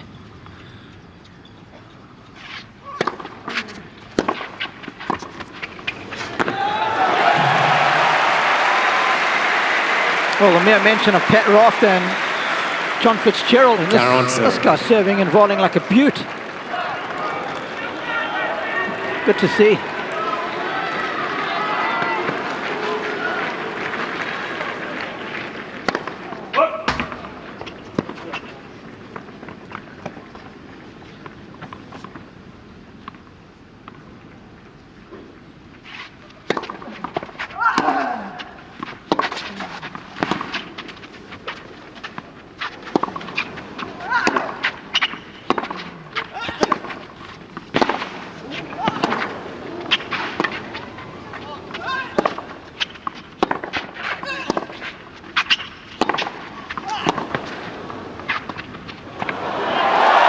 Stunning. Troisième manche.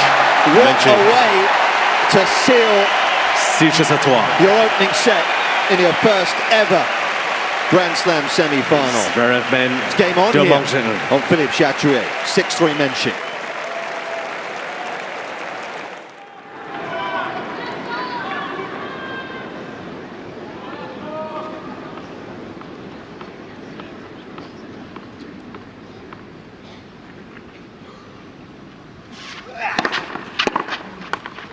Kensen.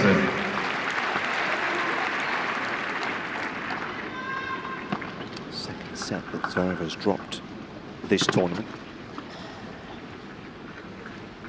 The other coming to Quentin Alice in the third round.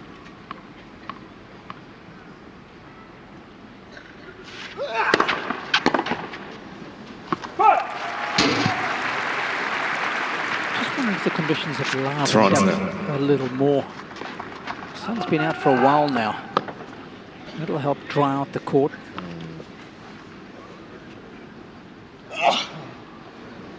Gesundheit.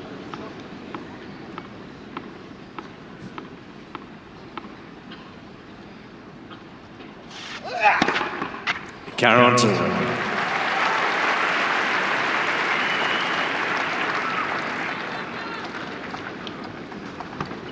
Agassi, his son Jaden, Justin Gimmelstock, sitting bottom right of your screen there. He handles a lot of Andre's business affairs these days. That's Justin.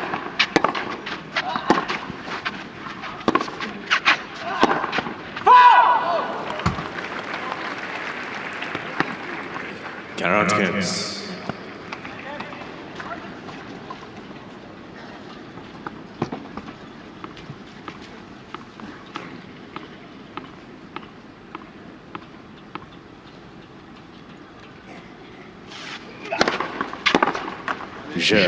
Zverev. It's been a good serve from one out wide. And the juice, and Shik's had problems. Premier jeu, 4e manche. Turning enough of them.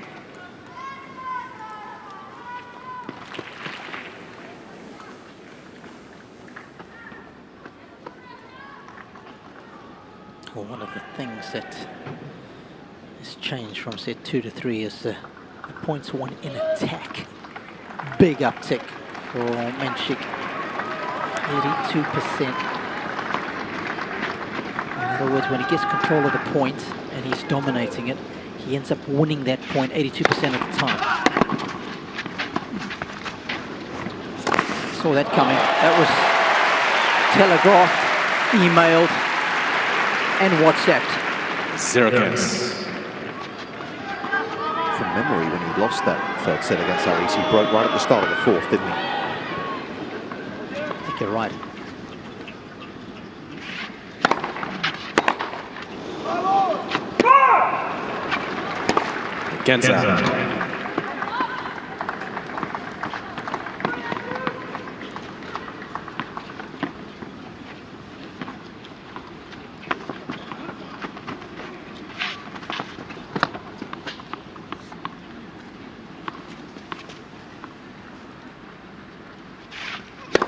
Let's for service. Oh, exactly right, Nick. Ali's broken in his very first service game of the fourth set at this stage. Love 1. Zverev made it love 2.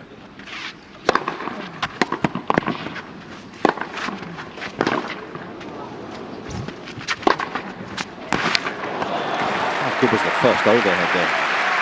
To then create the angle off it. Took a fair bit of doing. Trondkens.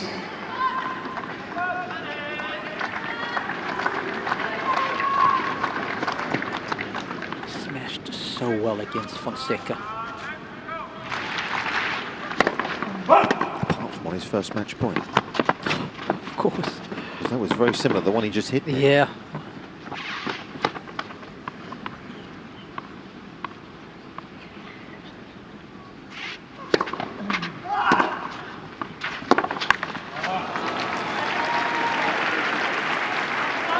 Toronto.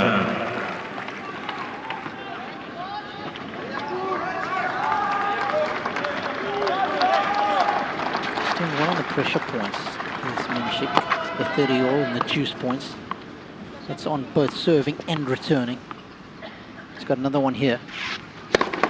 Let's for service. The serve has been most profitable, has been the one out wide. Especially with Zverev standing so deep on this juice side. And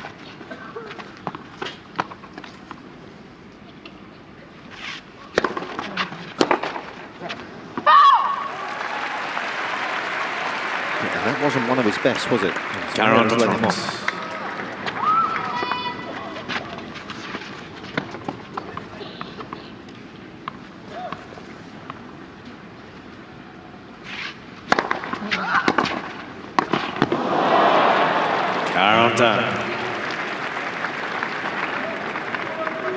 Yeah, right play, wrong execution. He just hits this on the throat to the racket. Didn't track the ball with the eyes well enough.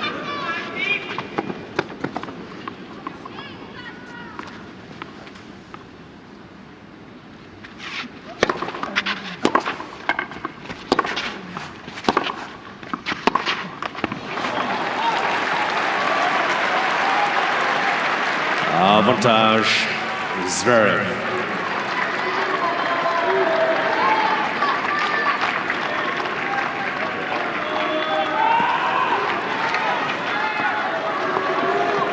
Desperate not to throw away the momentum that he's picked up of late.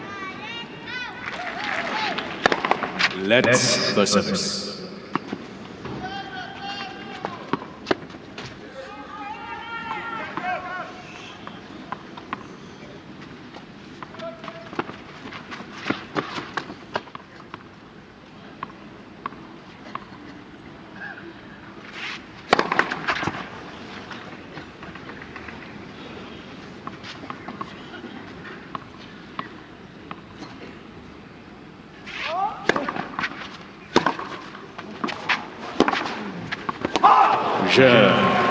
Zverev.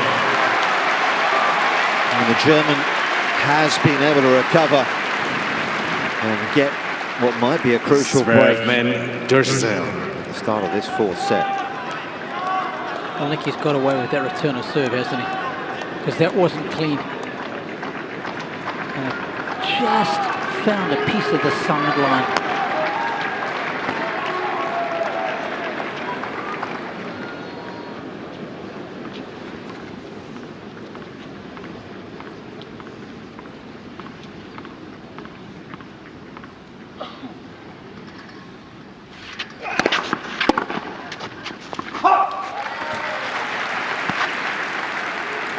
Cancel.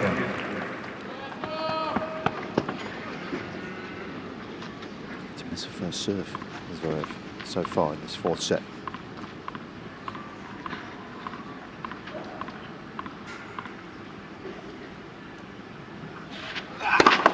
Let's for service.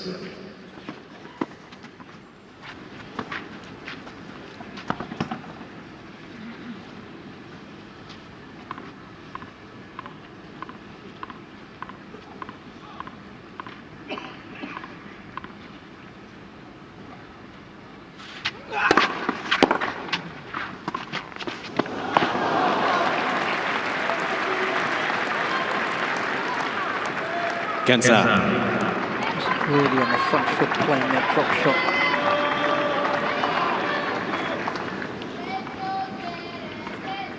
Merci.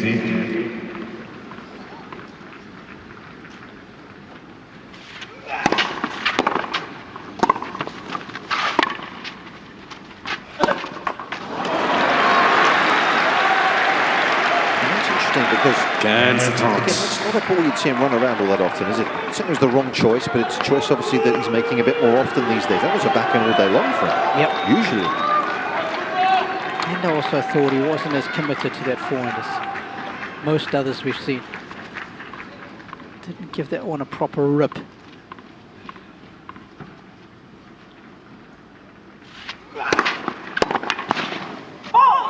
got the serve again to release the pressure. Still hasn't missed one in this set.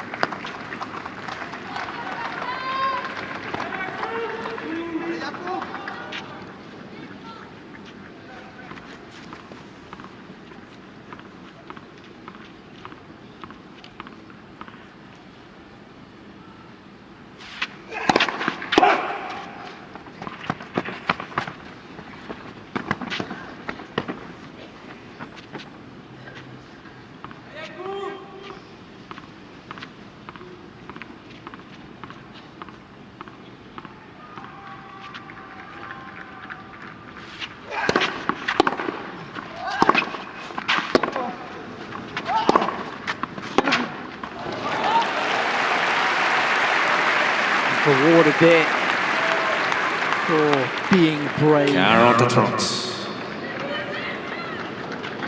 Wasn't the best of approaches, but it was well struck. Didn't have as much wood, but he was completely committed to coming forward, and that's intimidating for the guy trying to pass.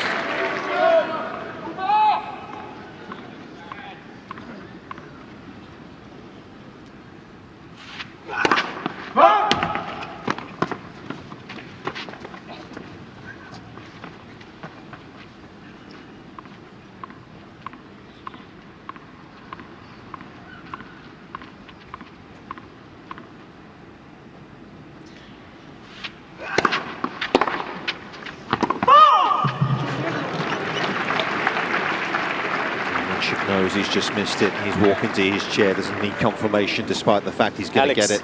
Alex, oh, no. this is good, man. Wow. Alex, he's touching the line. There's no space here.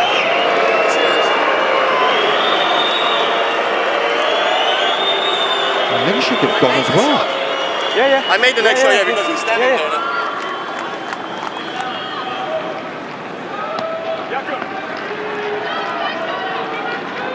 It's a replay of the points because it wasn't Zverev who stopped the rally. Replay the points. The original call was out. Zverev and Mensik both thought it was out by the looks of things. Straight away, watching Mensik, he'd gone.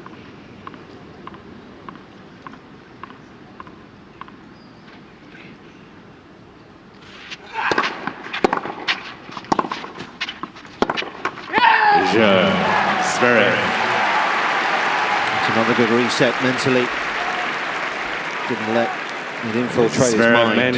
Zverev has won the opening 3 games of this 4th set.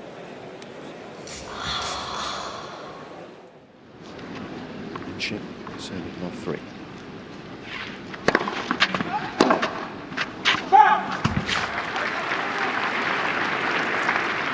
Cancer.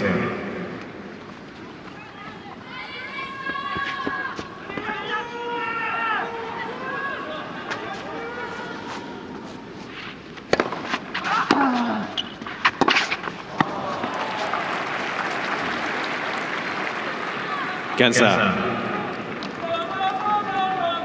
backhand that is normally so good from Mensik has been well below par in this set. The 8 that he's hit, only 2 have made it into the court. Oh, Cancer. fortuitous.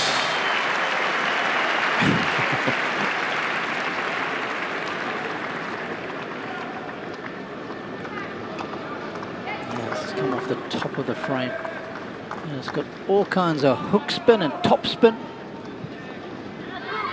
The bottom has fallen out of that ball. Mensik. You're good enough already, Sasha. You don't need to be lucky too.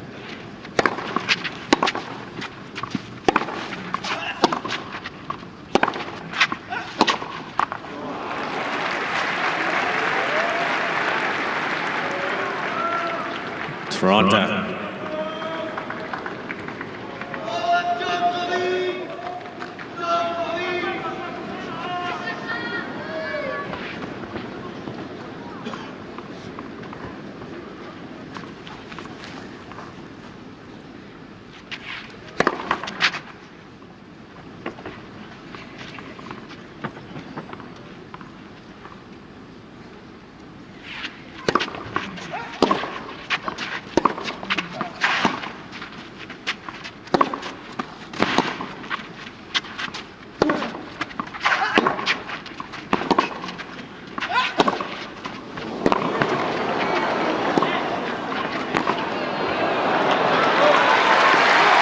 Again, and when he got the short ball, he was moving up to it, had no hesitation. Roland-Garros.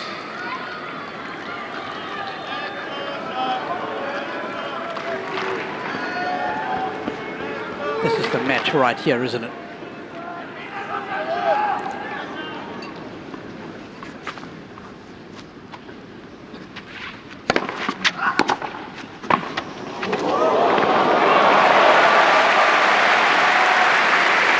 That is a big-time play on a big-time point. Tenacious, to say the least. The technique superb, eyes down to the level of the ball, reaching forward so the ball didn't bounce in front of him.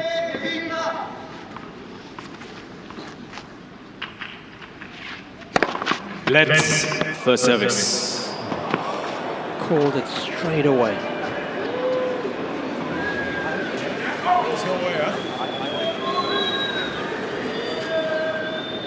Says he heard it. Zverev not looking up. Mensik was looking over to him to say, hey, did you hear something? But Sasha just looking down. Doesn't want to engage.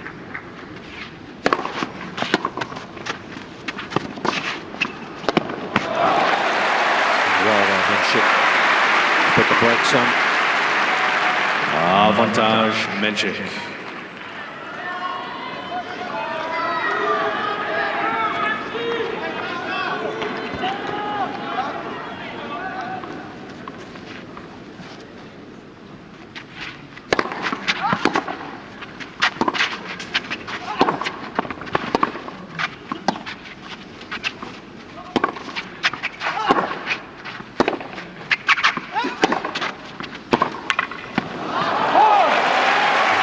Throwing himself at the forehand.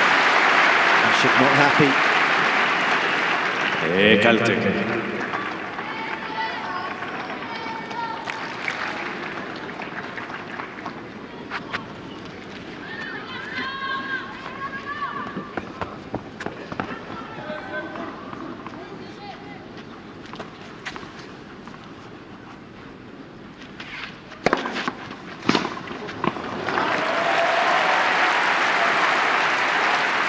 Avantage, Mensik.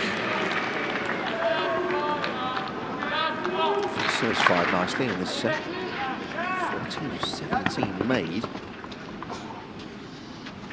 The check.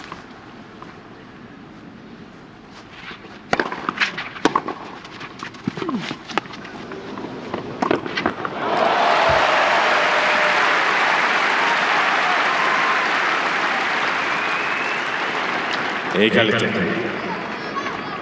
Saw this one very early.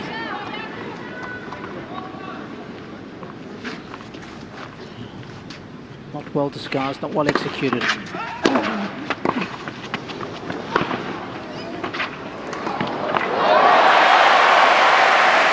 Wunderbar!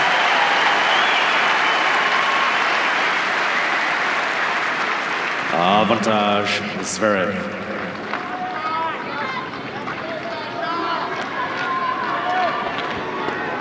Excellent little chip, wasn't it, when he got there? Just got the ball down low. Mensik.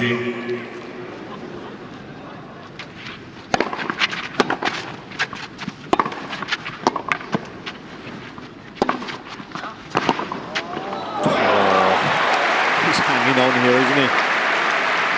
Throwing everything he's got. Égalité.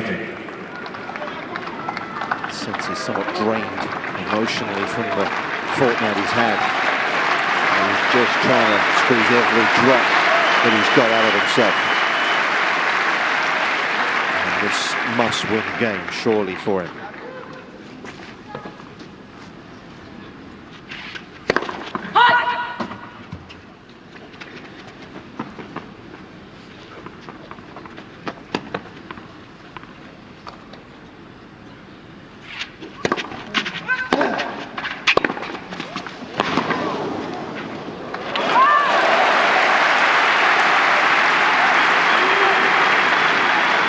Avantage Mensik.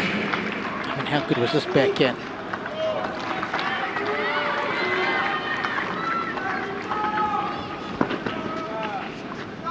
Used the pace nicely, didn't he?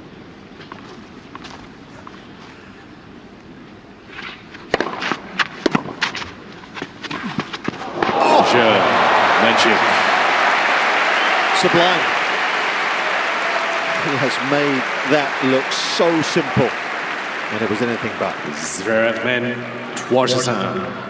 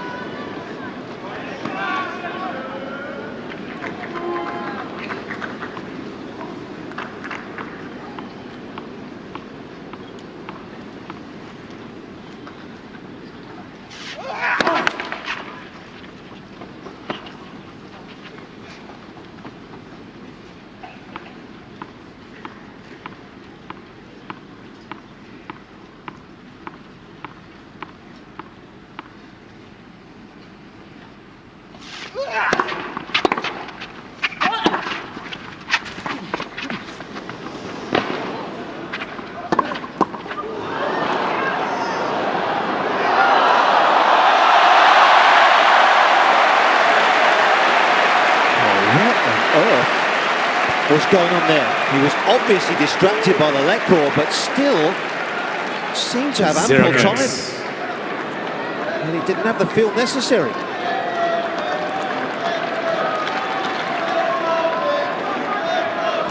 Actually, it comes onto you quicker than what you actually expect, Nick. Yep, fair point.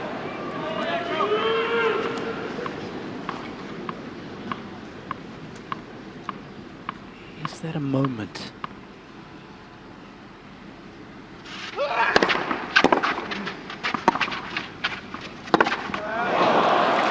Not too many games where Zverev has started love 15.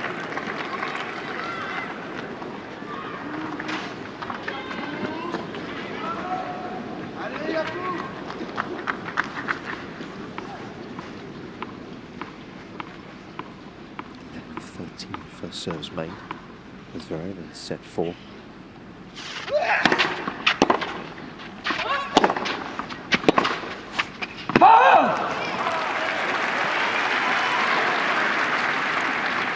Round-Garros.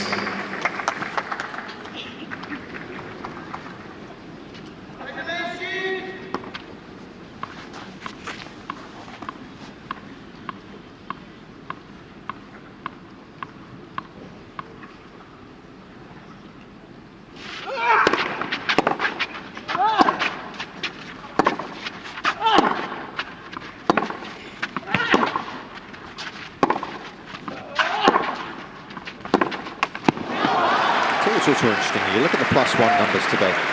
Zverev +1 forehand today is 70%.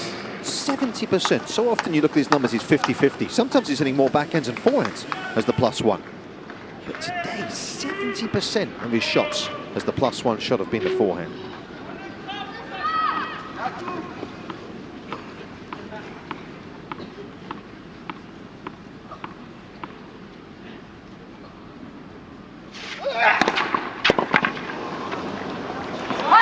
Absolute cannon. That's found the line. Balle neuve, s'il vous plaît. German ticks off another game as he creeps Zverev towards 4, another J5. major final. Right before Mensik's service game.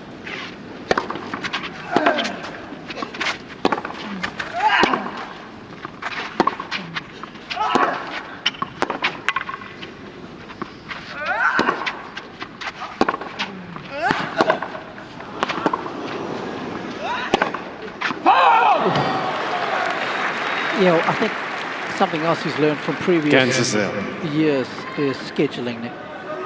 After that lovely run to the finals of the Australian Open last year, went straight down to South America, played way too much tennis, and then it affected the rest of the season, didn't it? Yeah, definitely. This year made that smart decision to pull out of Hamburg.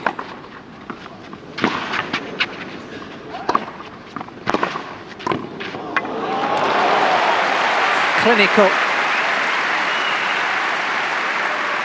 Yeah, the clay court season's pretty condensed as it is anyway, and of course he plays Munich. So that was after Monte Carlo. Again, he gets a good chunk of change as well for playing there. You know, those guys get big appearance fees. It's his hometown. It's the town where he grew up in.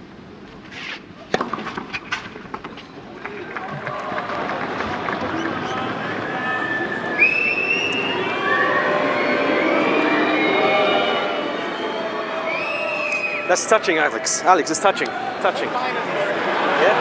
For me, it's touching.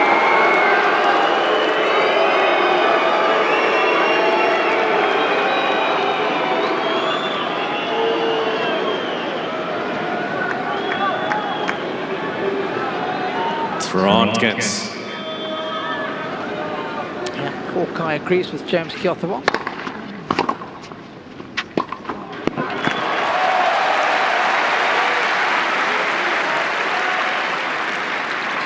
Interesting to see if time violation, that little altercation, just affects the heart rate of Zverev when he comes to serve at 4-2.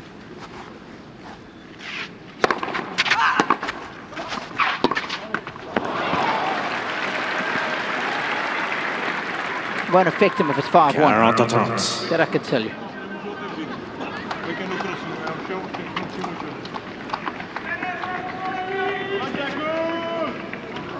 16 in the live rankings, Mensik. As a consequence of his runs at the last 4 here. It's boosting the race as well. Of course, that always helps. Never, so far in his career, has made Turin, but he's a nice platform to work with here. It's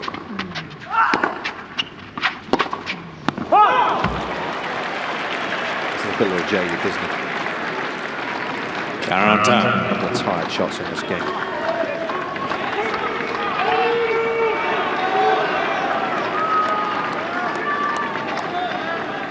Yeah, you can see the backhand quality here in set 4 is way down.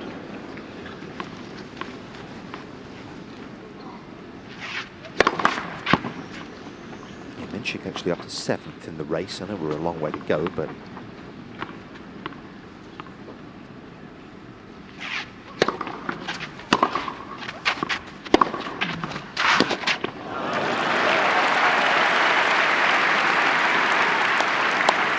avantage Mensik. he serves as he's on the grass. He's not going to be broken very often, is he? Yeah, that's true. See, a lot more to women's court tennis than just the serve, but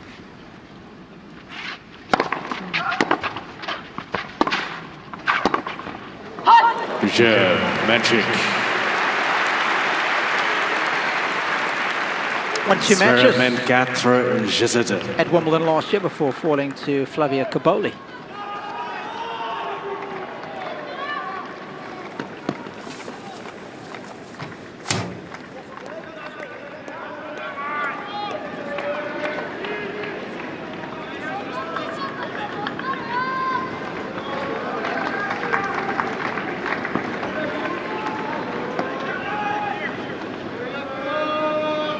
Mensik, s'il vous plaît.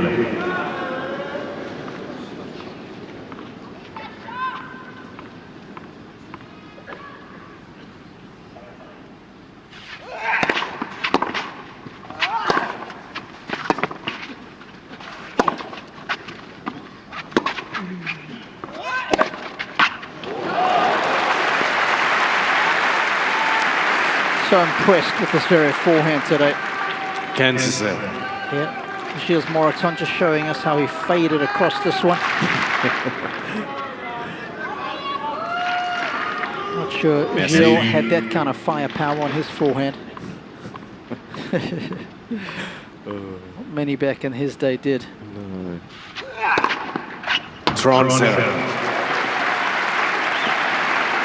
You got any friends that have got old wooden rackets? Feel how heavy those things are.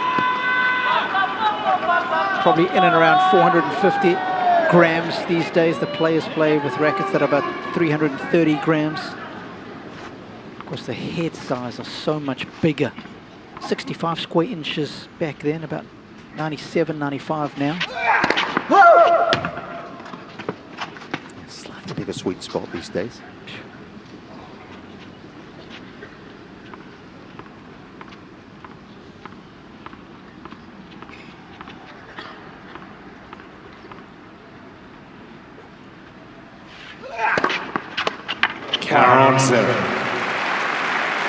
Of course, when Borg was winning here, playing with that Donné racket of his, he played with natural gut, strung at 80 pounds these days. The players with their poly strings string it in and around 48 pounds. Technology in that department has changed dramatically. It has been a game changer for the sport. Zverev. That is another good hold. The first serves have been raining down in this set. Zverev men 5-2. Zverev on the doorstep of victory.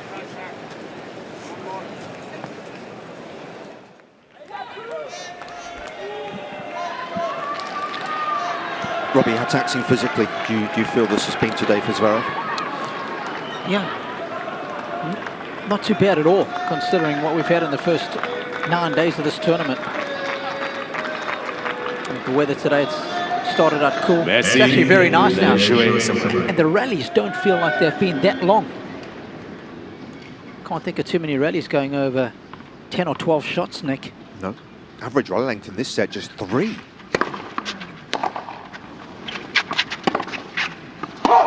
Zverev. Both players trying to dominate the rally early after the serve. Quick fire, rapid tennis.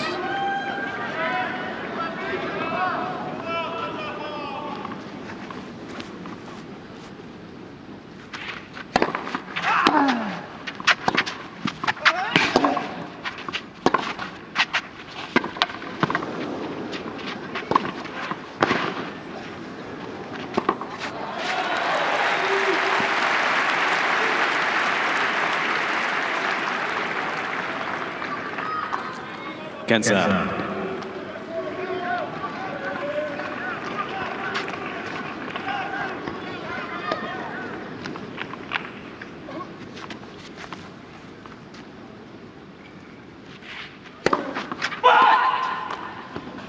Room for growth is there in Mensik's game, Rob?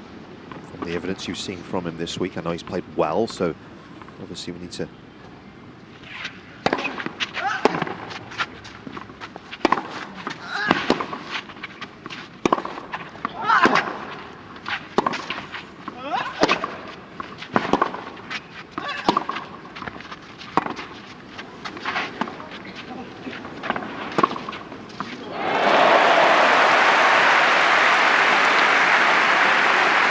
The short answer is a lot. I mean, he's only going to learn from this experience, going deep in a major. I mean, some of the tussles he's had, he will be much richer for this experience. And the fact that he's one of only a couple of players to beat Sinner this season tells you how good he is. He's won a Masters 1000 already.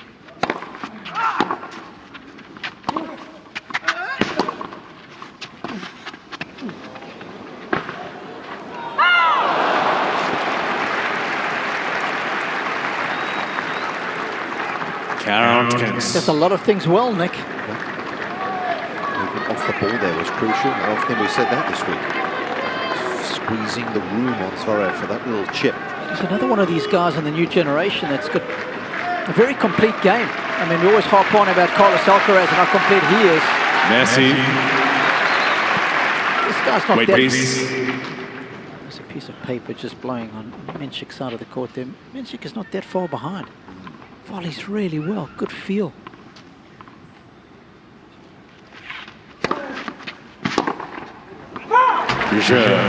Mensik. Still only one break in this set. That's the difference between the two. It might ultimately be enough. Zverev with a chance to serve for a place in the final.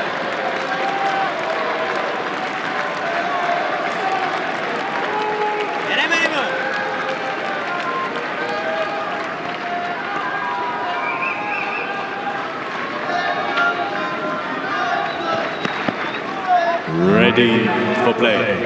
Merci beaucoup.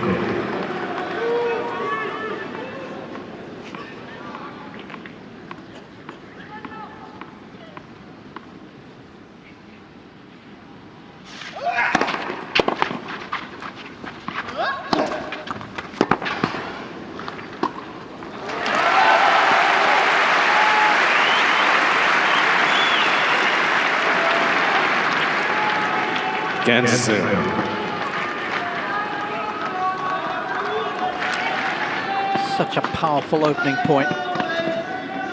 Decisive, authoritative. Merci.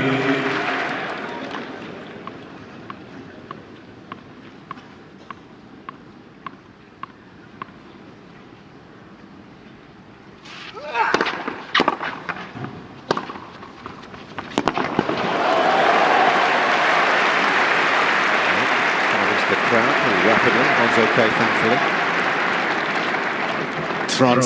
Top edge that was. He had a control on that forehand. He didn't try and hit it too hard. It was just laced with topspin, just to give him the shape that he wanted. He knew it was all about placement and not power.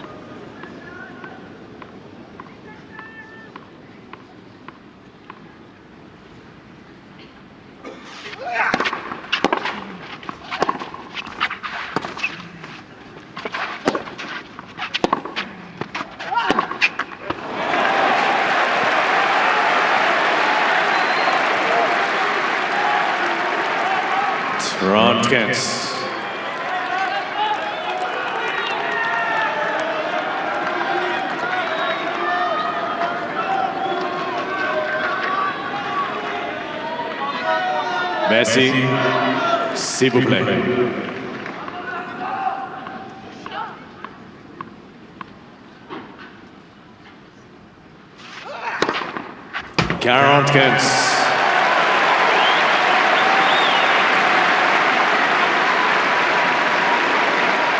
Serve has underpinned so much, and what's been great today, isn't it?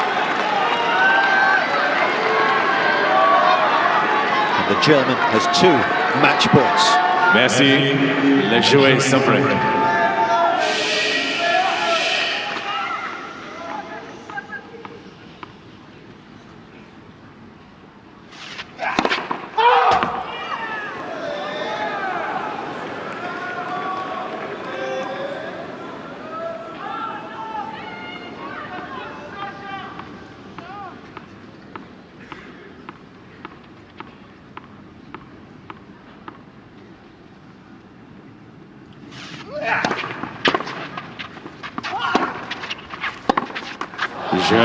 C'est un match. Zverev. Alexander Zverev moves into his 4th 7-5, 6-2, Grand Slam 3-6, final. A second here in Paris.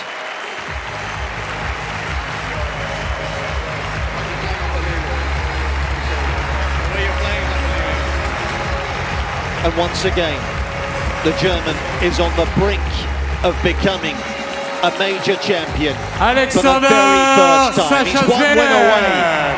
Alexander Sacha. It's been a brilliant fortnight. Can he put the icing on the cake on Sunday? He beats Jakub Mensik in the first of the semi-finals here in 4.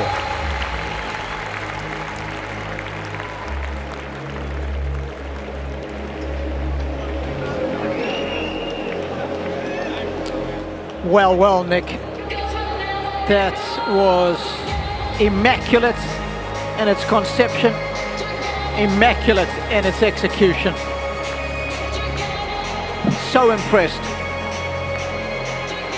For me, there were so many pitfalls and possibilities in this match, and he quickly doused those pitfalls in the opening set. He came out all guns blazing. The forehand was unbelievable. The serve was so good. It was a good battle for an hour before he wrestled the set away from this guy. What a fortnight for him, Rob. Best you've seen him play.